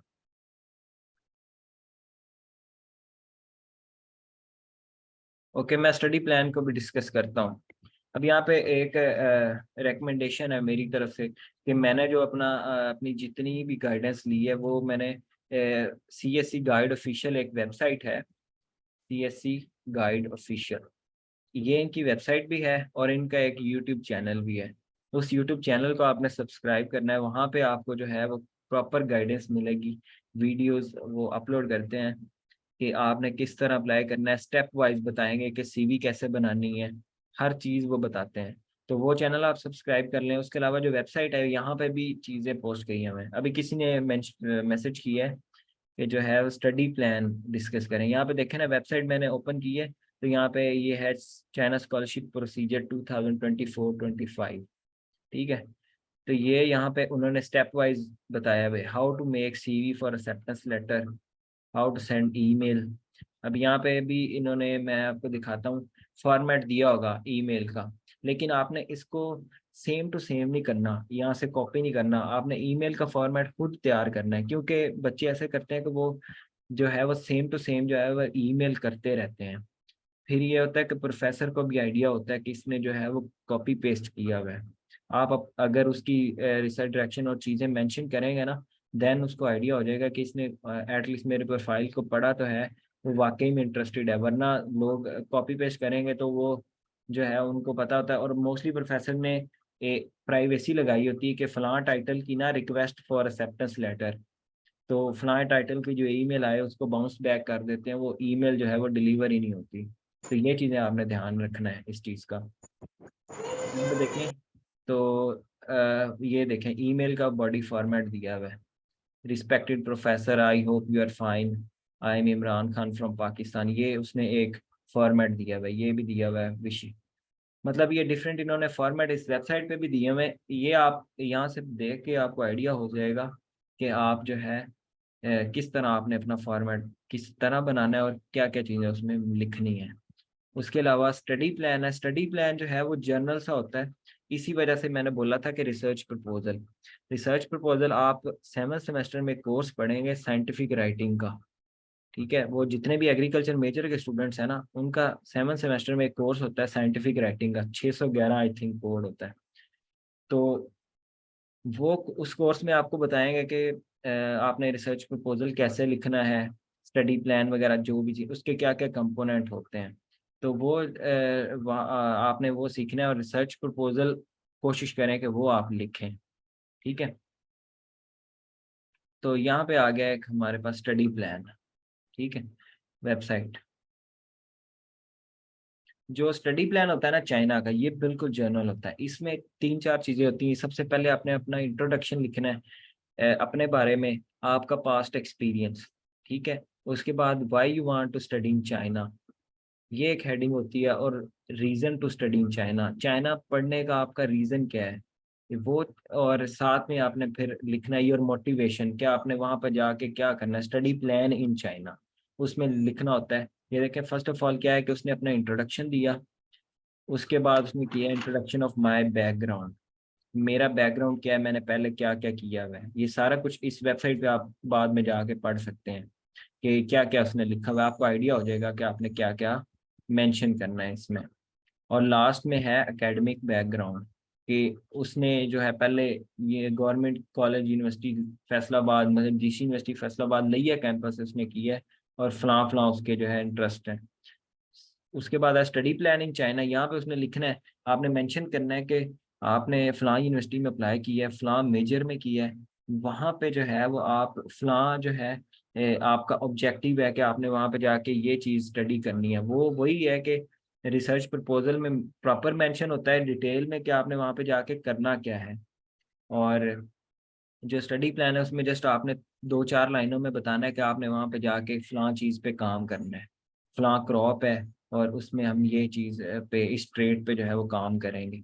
उसके बाद reason to study in China, reason to study in China में वही है कि चाइना जो है उसकी जो क्या कहते हैं, एजुकेशन बहुत अच्छी है, चाइना में कल्चर बहुत अच्छा है, वहाँ पे जो है क्या कहते हैं, इस तरह की जो है ना, चाइना और पाकिस्तान के रिलेशन अच्छे हैं, वहाँ पे ट्रांसपोर्ट, रहना और लिविंग जो स्टाइल है वो चाइना का वो बहुत अच्छा है पाकिस्तान से। ये चीज़ें मतलब रीज़न टू स्टडी मोटिवेशन ही है, इसमें आपने लिखना है। और लास्ट में फिर एक ये है कि वाई आई चूज़ ABC, जो भी यूनिवर्सिटी है, वो यूनिवर्सिटी आपने चूज़ क्यों की है। तो वो आपने बताना है कि ये यूनिवर्सिटी जो है वो बहुत अच्छी है, इसकी रैंकिंग बहुत अच्छी है, और जो प्रोफेसर मैंने चूज़ की है वो काफ़ी अच्छा प्रोफेसर है, उसने पहले भी जो है वो बहुत सारी रिसर्च जो है की हुई है। और मैं अगर उसके पास वो फलां क्रॉप पे कर रहा है तो मुझे भी उसी क्रॉप में करना है। ये चीज़ें आपने इसमें लिखनी है कि आपने ये यूनिवर्सिटी या प्रोफेसर चूज़ क्यों किया है। और लास्ट में ये है कि माई प्लान आफ्टर MS, कि MS के बाद आप क्या करना चाहते हैं। MS के बाद आप पाकिस्तान वापस आएंगे, आके कुछ रिसर्चर वगैरह बनेंगे, या आप अपनी PhD कंटिन्यू करेंगे उधर। अगर आपने PhD MS में एडमिशन लिया तो PhD उधर कंटिन्यू करेंगे। इस तरह ये चीज़ें आपने इसमें मेंशन करनी है। ये जब आप स्टडी प्लान है, इसका भी मैं लिंक शेयर कर दूंगा, ये आप पढ़ेंगे तो आपको आइडिया हो जाएगा कि आपने स्टडी प्लान वो किस तरह लिखना है। लेकिन फिर वही बात है कि मैं स्टडी प्लान आप तब लिखें जब आपके पास एक्सेप्टेंस वगैरह नहीं है। तो जब आप प्रोफेसर से एक्सेप्टेंस ले लेंगे तो मेरे ख्याल में आप उससे डिस्कस करें और रिसर्च प्रपोजल पे काम करें, क्योंकि अगर आपको एक्सेप्टेंस लेटर वो नवंबर दिसंबर में भी मिलता है तो आपके पास काफ़ी टाइम होता है, 1-2 महीने होते हैं यूनिवर्सिटी पे अप्लाई करने के लिए। तो मेरे ख्याल में उस 2 महीनों में आप रिसर्च प्रपोजल इजीली लिख सकते हैं। तो ट्राई करें कि आप जो है वो रिसर्च प्रपोजल लिखें। उसके भी मेन कंपोनेंट्स आपको बता देता हूँ। जो रिसर्च प्रपोजल होता है उसमें सबसे पहले आपका टाइटल होता है। टाइटल स्पेसिफिक टाइटल है 10 से 12 वर्ड्स का, कि आपने जो for example genetic study of wheat for using mutation breeding, या ये कर लें genetic study of wheat using mutation breeding technique. ये एक मैंने आपको वैसे बताया है, टाइटल होता है।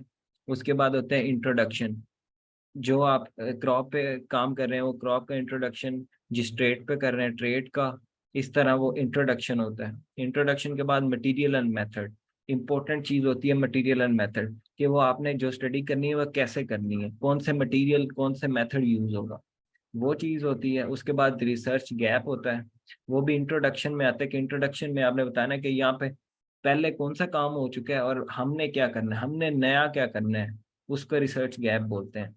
रिसर्च गैप होता है, देन मटेरियल मेथड और रिसर्च ऑब्जेक्टिव्स, और एंड पे जो है वो आपने एक्सपेक्टेड आउटकम देनी होती है कि हम क्या एक्सपेक्ट कर रहे हैं कि स्टडी के बाद हमें फलां जो है यील्ड इसकी इंक्रीज हो जाएगी, या जो भी ऑब्जेक्टिव है वो आपने बताना है कि एक्सपेक्टेड आउटकम क्या हो सकती है।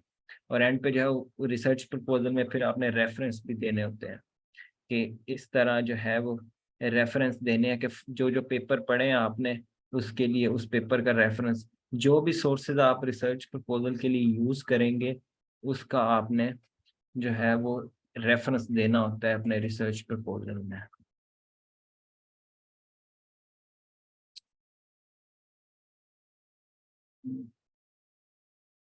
इस मीटिंग का टाइम कम है, तो मेरे ख्याल में हम मीटिंग दोबारा स्टार्ट करते हैं और फिर जो है अपना Q&A करते हैं। जो भी आप लोगों के क्वेश्चन हैं वो उसका मैं इंशाल्लाह जवाब देता हूँ आपको, और जो जो बच्चे हैं वो दोबारा इंशाल्लाह ज्वाइन कर लें। मैं मीटिंग एंड करने लगा हूँ।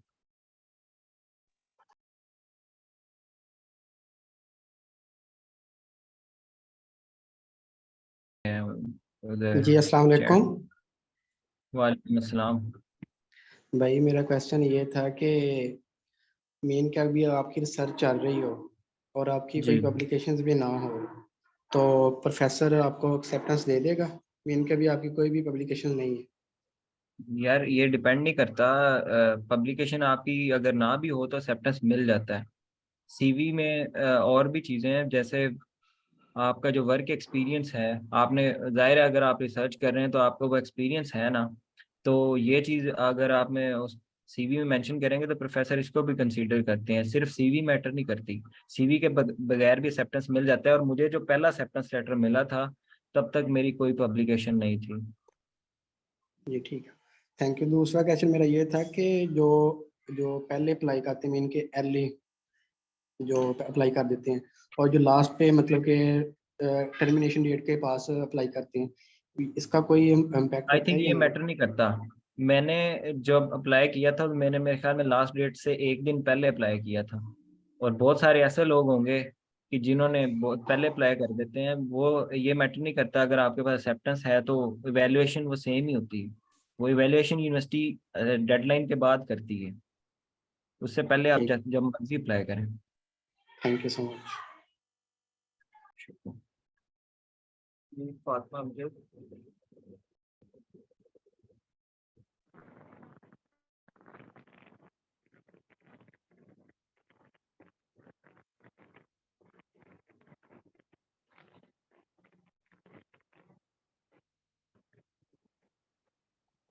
इनके ना तो माइक का मसला है जैसे भाई, अ, या फिर ये आप ना काइंडली मे बी चैट में अपना मैसेज सेंड कर दें, बाकी ये मोहम्मद किसी ने हमाद। चैट में मैसेज किया वर्क एक्सपीरियंस, मतलब इंटर्नशिप और पब्लिकेशन दोनों ना हो।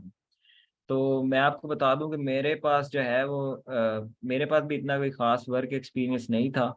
और मैं आपको अपनी सीजीपीए अगर बताऊं तो मेरी सीजीपीए जो है वो 3.5 है। ठीक है, तो ये जस्ट मोटिवेशन के लिए है कि अगर जो सीजीपीए आपकी लो है तब भी मेरे ख्याल में इतना इशू नहीं होता। और जो मेरे ओपोनेंट थे ना, जब हमारी यूनिवर्सिटी ने सिलेक्शन की थी, तो जो मेरे ओपोनेंट थी, एक लड़की थी, उसका उसकी जो सीजीपीए थी वो 3.99 थी, और यकीन करें कि उसका एडमिशन नहीं हुआ। तो मेरे ख्याल में एक्सपीरियंस जो है हमारा सेम था, क्योंकि हमने बस फाइनल सेमेस्टर में एक इंटर्नशिप की होती है, वो हमारे पास थी। इसके अलावा पब्लिकेशन मेरे पास एक थी और उसके पास भी एक थी। तो चीज़ें जो हैं वो ज़रूरी नहीं है कि अगर आपके पास एक्सपीरियंस है, पब्लिकेशन नहीं है, तो आपको एक्सेप्टेंस नहीं मिलेगा या आपका एडमिशन नहीं होगा। ये चीज़ कभी भी मैटर नहीं करती। एटलीस्ट ये है कि आप ट्राई तो करें। एक्सेप्टेंस आपको ये है कि अगर किसी अच्छी यूनिवर्सिटी में नहीं मिलेगा तो कुछ ना कुछ किसी ना किसी यूनिवर्सिटी में आपको मिल जाएगा। आप ट्राई करें जरूर इसको।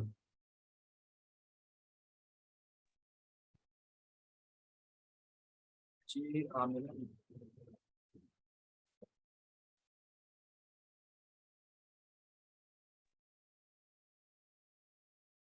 अस्सलाम वालेकुम। वालेकुम सलाम। अच्छा, जैसा कि आपने अभी कहा कि सीवी मैटर नहीं करती, लेकिन कुछ ये कहते हैं कि सीवी स्ट्रॉन्ग होनी चाहिए तो ज्यादा चांस होते हैं।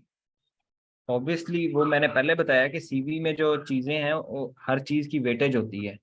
आपकी पब्लिकेशन है, आपका वर्क एक्सपीरियंस है, आपकी आपकी सीजीपीए है। लेकिन ये भी चीज़ नहीं है कि अगर आप बोलें कि जैसे भाई ने बोला कि मेरी पब्लिकेशन नहीं है तो क्या एक्सेप्टेंस लेटर मिलेगा। तो मैंने बताया कि मेरे पास पब्लिकेशन नहीं थी, मेरे पास इतना कोई ख़ास एक्सपीरियंस भी नहीं था, क्योंकि बैचलर्स में हम लोग कितना ही कोई एक्सपीरियंस गेन करते हैं। तो उतना ही जितना मेरे पास एक्सपीरियंस था, मैंने इंटर्नशिप की हुई थी, आप भी उतना ही करेंगे। तो अगर मुझे एक्सेप्टेंस मिल सकता है तो वो आपको क्यों नहीं मिलेगा।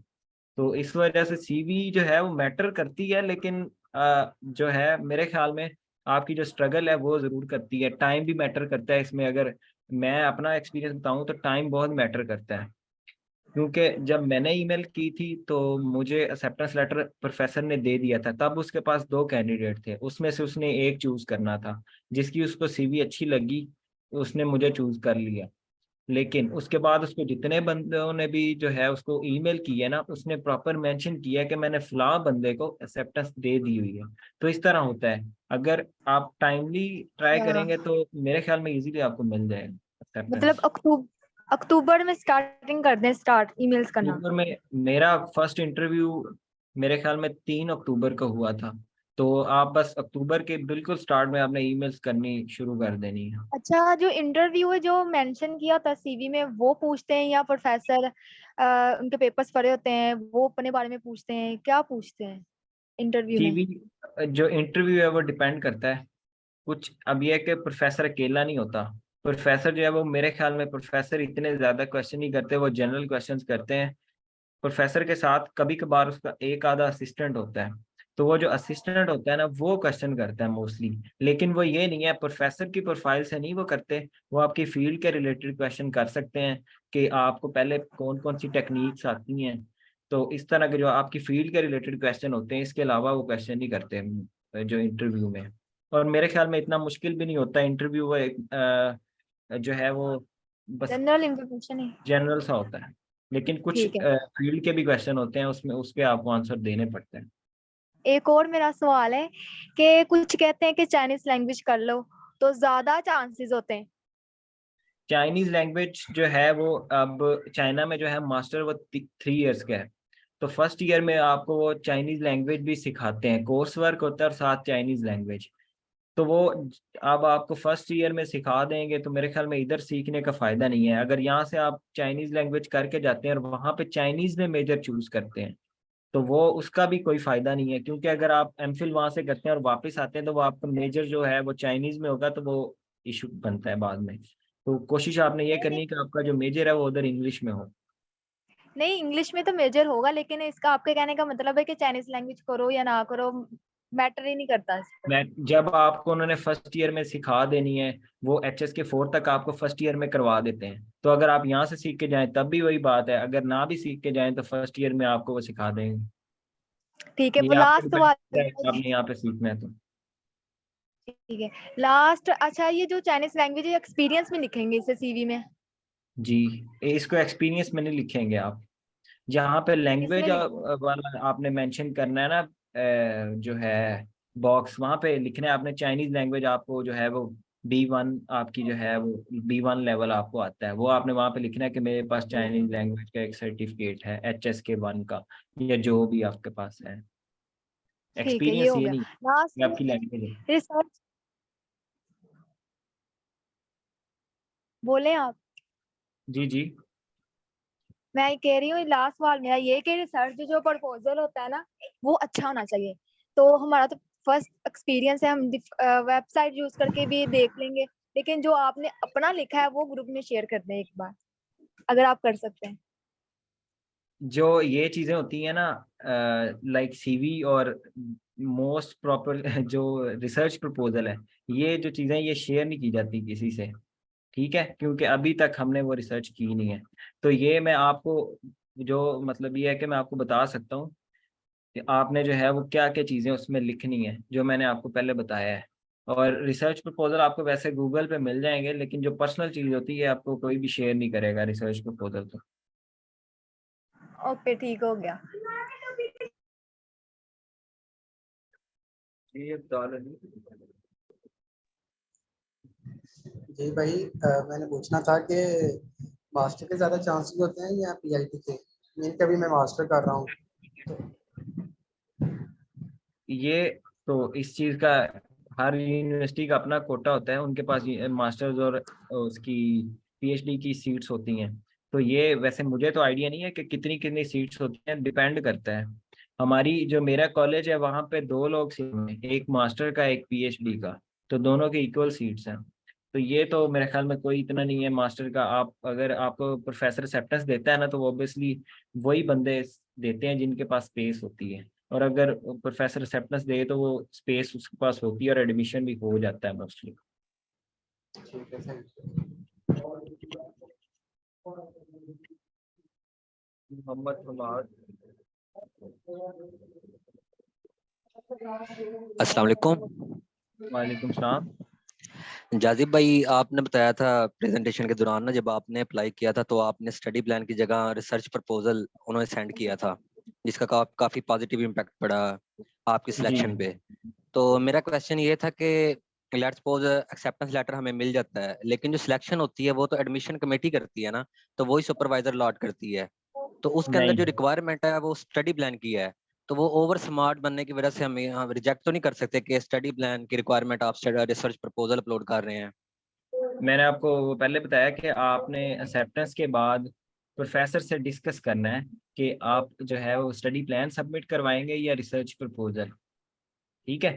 तो मैंने जब सही। प्रोफेसर से डिस्कस किया तो उसने बताया कि आप रिसर्च प्रपोजल आप सबमिट करवाएंगे। स्टडी प्लान भी आप करवा सकते हैं, वो कभी भी जो है वो रिजेक्ट नहीं करते इस बेस पे। लेकिन जब 2 लोग होंगे, एक बंदे का रिसर्च प्रपोजल होगा और दूसरे का जो है वो स्टडी प्लान, तो देन वो प्रायोरिटी देते हैं।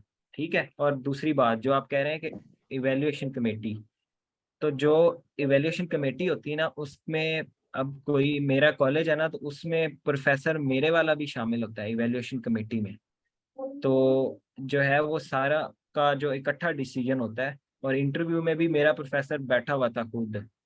तो ये चीज़ डिपेंड नहीं करती स्टडी प्लान और रिसर्च प्रपोजल। अगर वो रिक्वायरमेंट नहीं भी है तो ये आपने पहले अपने प्रोफेसर से डिस्कस करना है, वो आपको खुद ही बता देगा कि आप स्टडी प्लान सबमिट करवाएं या जो है रिसर्च प्रपोजल। और जो भी सिलेक्शन प्रोसेस होता है वो प्रोफेसर को ऑलरेडी पता होता है, क्योंकि जब मेरा इंटरव्यू था ना, मुझे यूनिवर्सिटी की ईमेल नहीं आई, लेकिन प्रोफेसर ने मुझे पहले बता दिया था कि आपका फलां डेट को इंटरव्यू है। तो उनको इस चीज़ का पता होता है, वो आपको खुद बताएगा कि आपने स्टडी प्लान देना है या रिसर्च प्रपोजल। ठीक, ओके, गॉट इट, शुक्रिया। अगर वो अस्सलाम देना वालेकुम होगा तो भैया। आपको वो टॉपिक भी बताएगा कि फलां टॉपिक पे बनाए। ठीक, गॉट इट, शुक्रिया।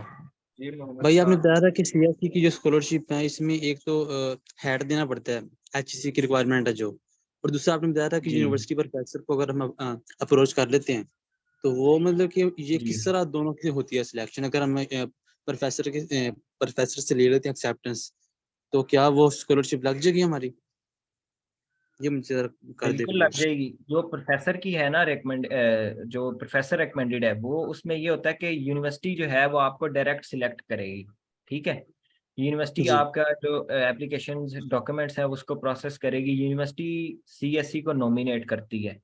जो एम्बेसी रिकमेंडेड है उसमें एचईसी रिकमेंड करती है। एचईसी क्या करती है, एचईसी में एक तो आपके हेड के नंबर होने चाहिए, दूसरी आपकी सीजीपी। जितने वो एचईसी ने एक अपने जो उनको कोटा मिला होता है उस उन्होंने उतने करने होते हैं। और एचईसी का प्रोसेस थोड़ा सा डिफरेंट होता है, करना उसमें भी यूनिवर्सिटी ने है। एंड पे जाकर डिसीजन होता है सीएससी का, चाइनीज स्कॉलरशिप काउंसिल का। मतलब ये है कि अगर यूनिवर्सिटी में आप अप्लाई करते हैं प्रोफेसर के थ्रू, तो भी यूनिवर्सिटी जो है नॉमिनेट करके सीएससी को भेजेगी। और अगर आप एम्बेसी में करते हैं तब भी जो है एम्बेसी आपको जो है नॉमिनेट करके सीएससी को ही भेजेगी। तो एंड पे जाकर डिसीजन है वो सीएससी ने देना है। तो ये इतना सा डिफरेंस होता है। और एचईसी का मैंने आपको बताया कि वो थोड़ा सा डिफिकल्ट होता है, कि मेरे जैसा अगर मेरी अगर सीजीपीए काफ़ी लो है तो उस तरह जो है मेरा एचईसी में चांस में भी ना बने। इस वजह से जो है वो हम प्रोफेसर को अप्रोच करना ज़्यादा बेहतर समझते हैं। और प्रोफेसर का मेरे ख्याल में कि प्रोफेसर को अगर आप अप्रोच करते हैं तो आपके ज़्यादा चांसेस होते हैं सिलेक्शन। थैंक यू ब्रदर, शुक्रिया।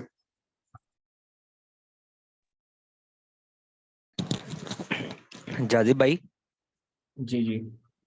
मैंने सुना है कि अगर चाइना में वर्क करना हो स्टडी के दौरान तो उसके लिए एनओसी रिक्वायर होता है। तो ये कितना इजी होता है लेना यूनिवर्सिटी से, या ये अगर मुश्किल होता है? आप स्कॉलरशिप पे हैं और फुली फंडेड स्कॉलरशिप है तो फिर जो है आप वर्क नहीं कर सकते, यूनिवर्सिटी आपको एनओसी नहीं देती। और अगर आप सेल्फ पे जाते हैं तो फिर आपको एनओसी यूनिवर्सिटी दे देती है। स्कॉलरशिप वाले बच्चों को जो है एनओसी नहीं मिलता, और लास्ट ईयर ये केस हुआ भी है। कुछ बच्चों ने जो है वो यूनिवर्सिटी को बगैर बताए काम जो किया था स्टार्ट, तो यूनिवर्सिटी ने 6 स्टूडेंट्स को जो ना पाकिस्तानी स्टूडेंट्स को जो है वो डिपोर्ट कर दिया था, उनका एडमिशन भी कैंसिल हो गया था और उनकी स्कॉलरशिप भी कैंसिल हो गई थी। तो एनओसी स्कॉलरशिप वाले बच्चे को कभी भी नहीं मिलता, क्योंकि वो आपका और सब कुछ पहले ही दे रहे हैं। पार्शियल स्कॉलरशिप पे भी नहीं मिलते? नहीं, यूनिवर्सिटी की कोई भी स्कॉलरशिप आप अगर अवेल कर रहे हैं तो आपको वो एनओसी नहीं देते काम करने के लिए।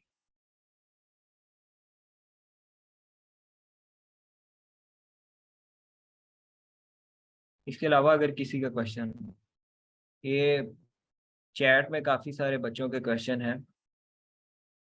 तो पहला क्वेश्चन है कि सीवी मैटर करती है, वो सीजीपीए को बोला था कि सिर्फ सीजीपीए मैटर नहीं करती। ऑब्वियस सी बात है कि सीवी तो मैटर करती है, सीवी को ही देख के प्रोफेसर ने आपको रिप्लाई देना है। लेकिन सीजीपीए जो है वो मैटर नहीं करती, प्रोफेसर पे डिपेंड करता है। अगर उसने मुझे 3.5 वाले को सीजी दे दिया है एक्सेप्टेंस लेटर, तो वो देख 4/4 वाले को भी दे सकता है। तो वो डिपेंड नहीं करता। अगर आपकी सीवी अच्छी है, सिर्फ उसमें सीजीपीए कम है, तो आपको इजीली मिल जाएगा। तो वो सारी चीज़ें मैटर करती हैं, सिर्फ सीजीपीए मैटर नहीं करती, ओवरऑल सीवी देखते हैं। उसके बाद क्वेश्चन है कि आपके पास चाइनीज लैंग्वेज सर्टिफिकेट्स थे, मेरे पास कोई सर्टिफिकेट नहीं है। इवन दो लोग जो है वो इनरोल जो है 4th सेमेस्टर में सब्जेक्ट इनरोल करवाते हैं चाइनीज का, मैंने वो भी नहीं किया था। मेरे पास कोई रिकॉर्ड नहीं है उसका चाइनीज का, और मुझे मेरा एडमिशन भी हो गया। तो नेक्स्ट है जी, जब प्रोफेसर की तरफ से एक्सेप्टेंस लेटर मिल जाता है देन क्या करना होता है। प्रोफेसर से एक्सेप्टेंस लेटर मिलने के बाद आपने यूनिवर्सिटी की डेडलाइन देखनी है कि यूनिवर्सिटी की डेडलाइन क्या है। जो डॉक्यूमेंट्स सारे आपने प्रिपेयर करने हैं और यूनिवर्सिटी पे अप्लाई करना है। ठीक है, यूनिवर्सिटी पे फिर यह है कि सबसे पहले आपने सीएससी पे अप्लाई करना है, वहाँ से अपना एप्लीकेशन डाउनलोड करना है। जैसे मैंने वो आपको चैनल रेकमेंड किया, उस चैनल पे ये सारी चीज़ें बताए हैं, वो ना साथ साथ जैसे जैसे अब आगे प्रोसेस चलता जाएगा वो साथ साथ बताते रहेंगे। मैंने आपको आज ही ये एक ओवरव्यू दे दिया है, ताकि जो है आपको पहले पता हो कि आपको एक्सेप्टेंस मिलना है तो आपने फिर क्या करना है। सीवी अगर जो है या आपको एक्सेप्टेंस मिल गया, फिर आपने यूनिवर्सिटी की डेडलाइन देख के वहाँ पे अप्लाई करना होता है। और फिर कहते हैं कि एक प्रोफेसर को ईमेल मोर देन 1 टाइम भी कर सकते हैं। पहले आपने उसको ईमेल करनी है प्रॉपर, देन अगर वो रिप्लाई नहीं कर रहा 3-4 दिन बाद आपको उसको जो है वो रिमाइंडर ईमेल करेंगे। उसमें आप रिमाइंडर लिखेंगे कि मैंने आपको पहले ईमेल की भी है और आपने मुझे जवाब नहीं दिया। जस्ट रिमाइंडर ईमेल करनी है, दोबारा से वो पूरी ईमेल सेंड नहीं करनी। और रिमाइंडर भी आप ऐसे करेंगे कि उसी ईमेल के जवाब में आप उसको रिमाइंडर देंगे। तो ये एक और है कि you can send reminder email after a week. वो आप 2 दिन बाद भी कर दें, 3 दिन बाद कर दें, 1 वीक के बाद कर दें, वो आप पे डिपेंड करता है आपने उसको रिमाइंडर ईमेल कब करनी है। तो सीवी के किस एलिमेंट की वेटेज सबसे ज़्यादा होती है, आइदर एजुकेशनल बैकग्राउंड या पब्लिकेशन। अगर मैं पीएचडी के बारे में बात करूँ, पीएचडी में मोस्टली आपका जो मास्टर्स का थीसिस है और पब्लिकेशन, ये 2 चीज़ें ज़्यादा देखते हैं। लेकिन बैचलर्स के लिए ये इतनी कोई खास नहीं है, वो बैचलर के लिए ओवरऑल सीवी देखते हैं, क्योंकि यहाँ पे हमने कोई रिसर्च नहीं की होती बैचलर्स में। तो अगर तो आपके पास पब्लिकेशन है तो वो आपको एज मिल जाता है, अगर आपके पास वर्क एक्सपीरियंस है तो उसका आपको एज मिल सकता है। तो इस तरह वो एक भी चीज़ अगर आपकी वो प्रोफेसर को ठीक लगती है तो आपको कंसिडर कर लेता है एक्सेप्टेंस के लिए।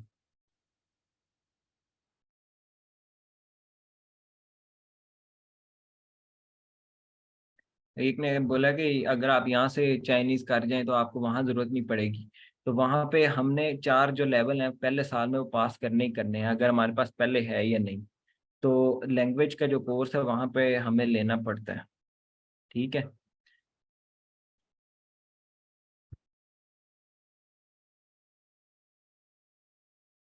रिसर्च प्लान और स्टडी प्लान और रिसर्च प्रपोजल, इसमें से वो कह रहे हैं कि दोनों दे सकते हैं। रिसर्च प्लान हम इसमें से एक चीज देंगे, या तो आप स्टडी प्लान देंगे या आप रिसर्च प्रपोजल। और वो ही बात है कि आप प्रोफेसर से पहले डिस्कस कर लें कि क्या आपने देना है, लेकिन दोनों में से एक चीज आप अपलोड करेंगे वहां पे।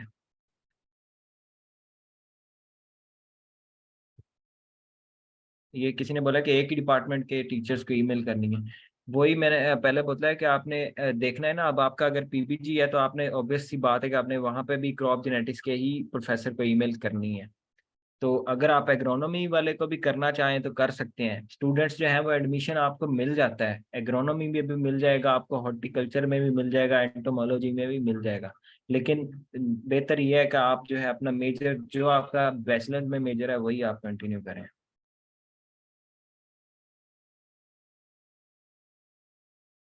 एचईसी के अंडर कहते हैं कैसे अप्लाई करना है। एचईसी की अनाउंसमेंट होती है। इस साल मेरे ख्याल में एचईसी की लास्ट डेट 31 मार्च थी।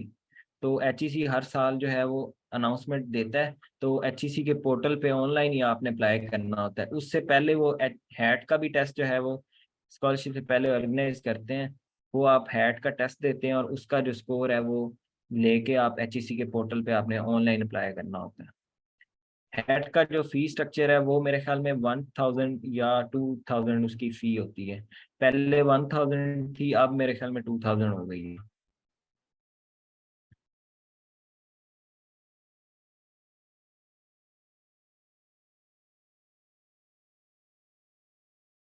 उसके बाद स्टडी कंप्लीट होने के बाद चाइना में जॉब, ये डिपेंड करता है आपके स्किल्स पे। आपको अगर वहाँ पे जॉब मिल जाती तो आपको जो है वर्क परमिट भी दे देते हैं, वो इतना कोई इशू नहीं है। स्टडी के बाद आप जॉब कर सकते हैं, लेकिन स्टडी के बाद, स्टडी के दौरान नहीं। आंसू स्कॉलरशिप की डेडलाइन जो है वो 15 फेब थी इस साल। तो मोस्टली जो है इसकी डेडलाइन फरवरी में ही होती है। वो डिपेंड करती है, थोड़ा बहुत वेरी कर सकती है हर साल। उसके बाद है एचईसी के अंडर सिलेक्शन होती है तो वापस पाकिस्तान, बिल्कुल एचईसी के थ्रू अगर आप जाएंगे तो आपको बॉन्ड साइन करना पड़ेगा। आप वापस आके 5 साल एटलीस्ट जो है वो इधर रहेंगे। अगर आप एमफिल करने जा रहे हैं तो फिर फॉर एग्जांपल आपको चांस मिलता है पीएचडी का, फिर आप वहां पे कंटिन्यू कर सकते हैं, लेकिन पीएचडी के बाद भी आपको 5 साल वापस आना पड़ेगा। और अगर आप एमफिल के बाद आ रहे हैं फिर भी आपको 5 साल जो है वो एटलीस्ट 5 साल पाकिस्तान में रहना पड़ेगा। टाइप बी के लिए हैट वगैरह का कुछ भी नहीं है। टाइप बी के लिए जस्ट आपने प्रोफेसर को करना है। जो मैंने डॉक्यूमेंट्स बताए हैं सिर्फ उसमें सिर्फ वही चाहिए। अगर आपने एचईसी के थ्रू करना है देन आपको हैट की जरूरत पड़ेगी। इसके अलावा अगर किसी का क्वेश्चन है तो हैंड रेज करें।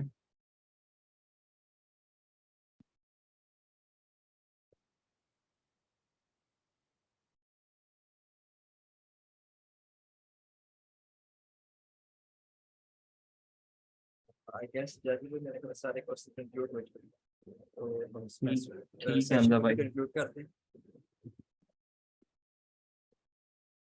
अगर सीएससी और आंसू दोनों के लिए एक्सेप्टेंस लेनी हो प्रोफेसर से तो ऑब्वियसली दोनों के इंस्टीट्यूट्स अलग अलग हैं। तो आप दोनों से एक्सेप्टेंस ले सकते हैं, दोनों स्कॉलरशिप पे अप्लाई कर सकते हैं। ठीक है। मैंने भी दोनों में अप्लाई किया था। मेरे पास आंसू का स्कॉलरशिप मतलब एक्सेप्टेंस लेटर भी था और सीएससी का भी।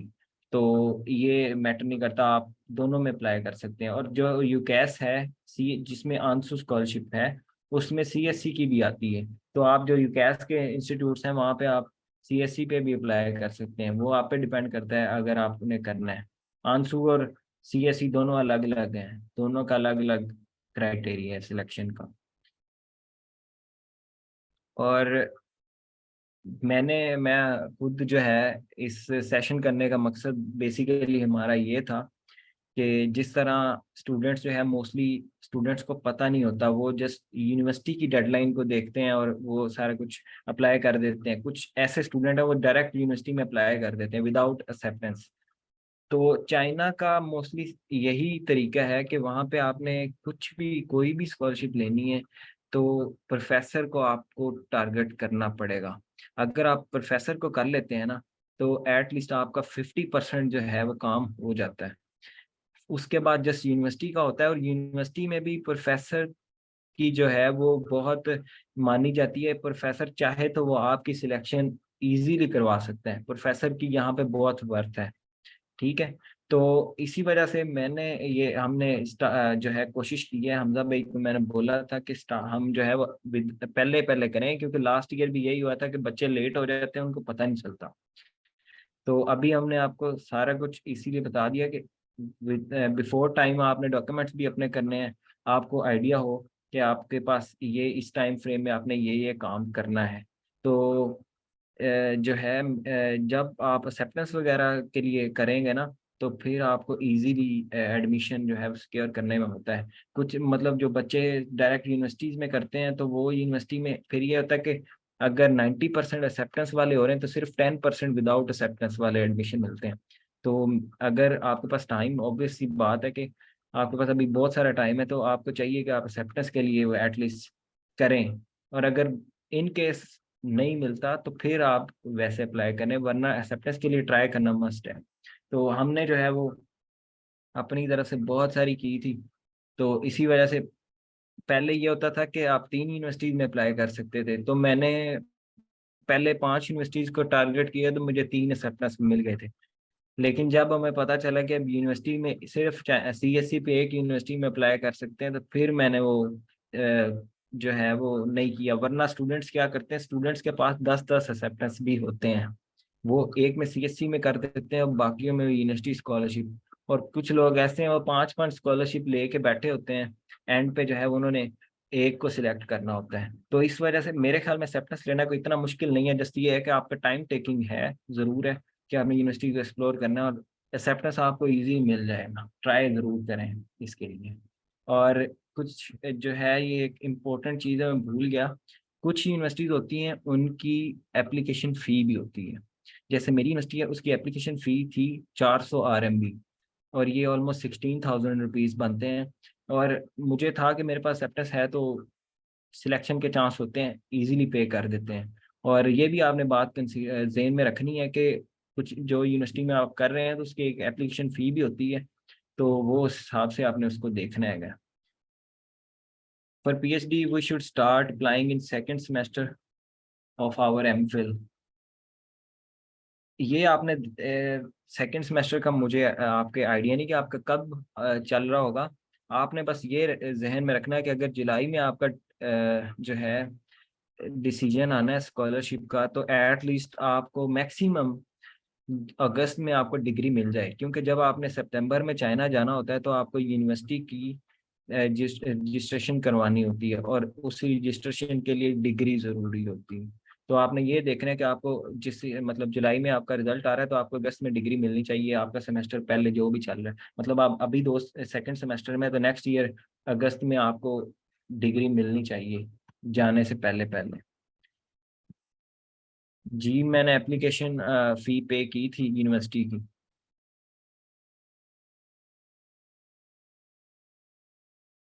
और ये डिपेंड करता है, कुछ यूनिवर्सिटीज़ में एप्लीकेशन फ़ी होती है, कुछ में नहीं भी होती। तो कुछ में जो है वो 400 RMB होती है, 500 900 तक भी होती है, कुछ यूनिवर्सिटी में 200 भी होती है, वो 8000 रुपीज़ बनते हैं। और कुछ में नहीं होती। ये आपकी यूनिवर्सिटी जब आप देखेंगे यूनिवर्सिटी क्राइटेरिया, तो फिर आपको वहाँ पे मेंशन होगा कि इस यूनिवर्सिटी की इतनी एप्लीकेशन फ़ी है। जी किसी और का कोई क्वेश्चन हो?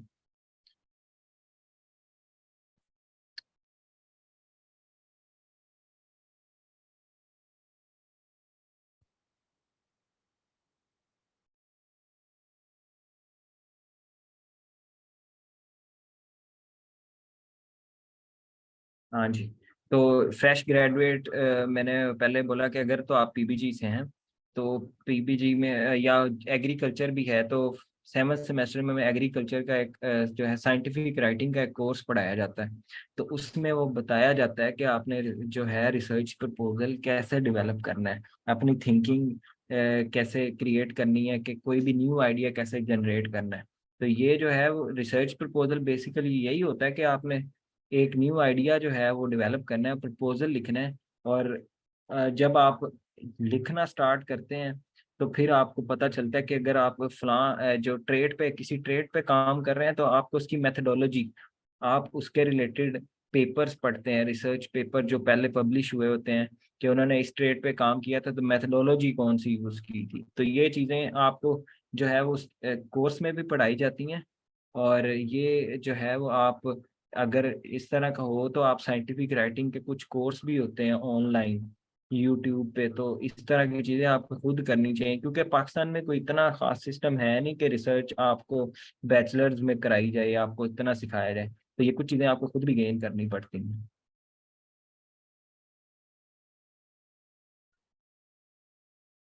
ये आप पे डिपेंड करता है, आपने यूनिवर्सिटी हाई जो है वो टारगेट करनी है, ये लो। मैंने टॉप 5 यूनिवर्सिटीज़ को टारगेट किया था और टॉप फर्स्ट यूनिवर्सिटी में मेरा अल्हम्दुलिल्लाह एडमिशन हो गया।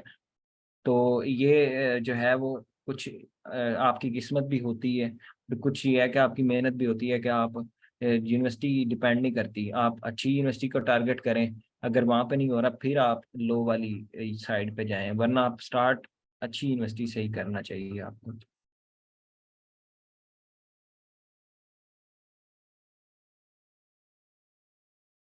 जैसे है ना Python, Python extra skill, digital skill इस टाइम जो है वो बहुत ज़रूरी है। तो पाइथन जो है वो मेरा एक दोस्त वहाँ पे हमारे सीनियर का एडमिशन हुआ था, तो उनका जो है पाइथन रिसर्च में जो है पाइथन मस्ट था। ठीक है। तो आजकल जो है प्लांट ब्रीडिंग में भी जो है पाइथन का बहुत ज़्यादा यूज़ हो रहा है, पाकिस्तान में तो नहीं है लेकिन बाहर वाली कंट्रीज में इसका बहुत स्कोप है। तो अगर आपको पाइथन आती है तो वो बहुत एज मिलेगा आपको, इस तरह के स्किल्स जो है वो ज़रूर मेंशन करने चाहिए सीवी में। जी मेरा फुली फंडेड है CSC स्कॉलरशिप। इसके अलावा अगर किसी का क्वेश्चन है तो बता दें, मीटिंग का टाइम 4 मिनट रह गया, वरना हम इसको एंड करें इंशाल्लाह। बस भैया आपने कोई सवाल रहने ही नहीं दिया माशाल्लाह। जी हाँ, मैंने कहा आपने कोई सवाल रहने ही नहीं दिया किसी का। मैं यही कोशिश कर रहा हूँ कि किसी का कोई डाउट रह ना जाए, क्योंकि अभी अभी तो मौका है। बाकी ग्रुप मैंने बनाया हुआ है, इंशाल्लाह अगर किसी का कोई क्वेश्चन होगा तो ग्रुप में भी वो पूछ सकते हैं, हम उसको आंसर करेंगे।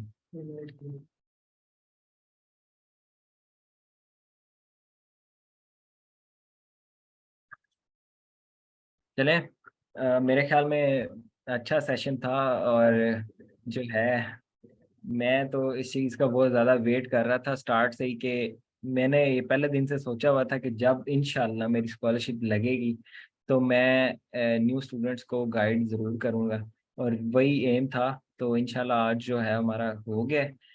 तो इसके अलावा भी अब जो ग्रुप हमने बनाया है उसका भी यही जो मेन मोटिव है कि अगर सेशन हमने आपको ओवरव्यू एक दे दिया है, अब आप अपना प्रोसेस जो है वो स्टार्ट कर देंगे, और जिसका कोई साथ साथ क्वेश्चन होगा वो इंशाल्लाह हमें ग्रुप में पूछ सकता है और हम उसको आंसर करेंगे। और अपनी जो ईमेल है वो मैं आपके शेयर कर दूंगा। और जो बच्चे कह रहे हैं कि डॉक्यूमेंट्स रिव्यू के लिए, वो भी जो है मुझे भेज सकते हैं, मैं आपको रिव्यू करके बता दूंगा।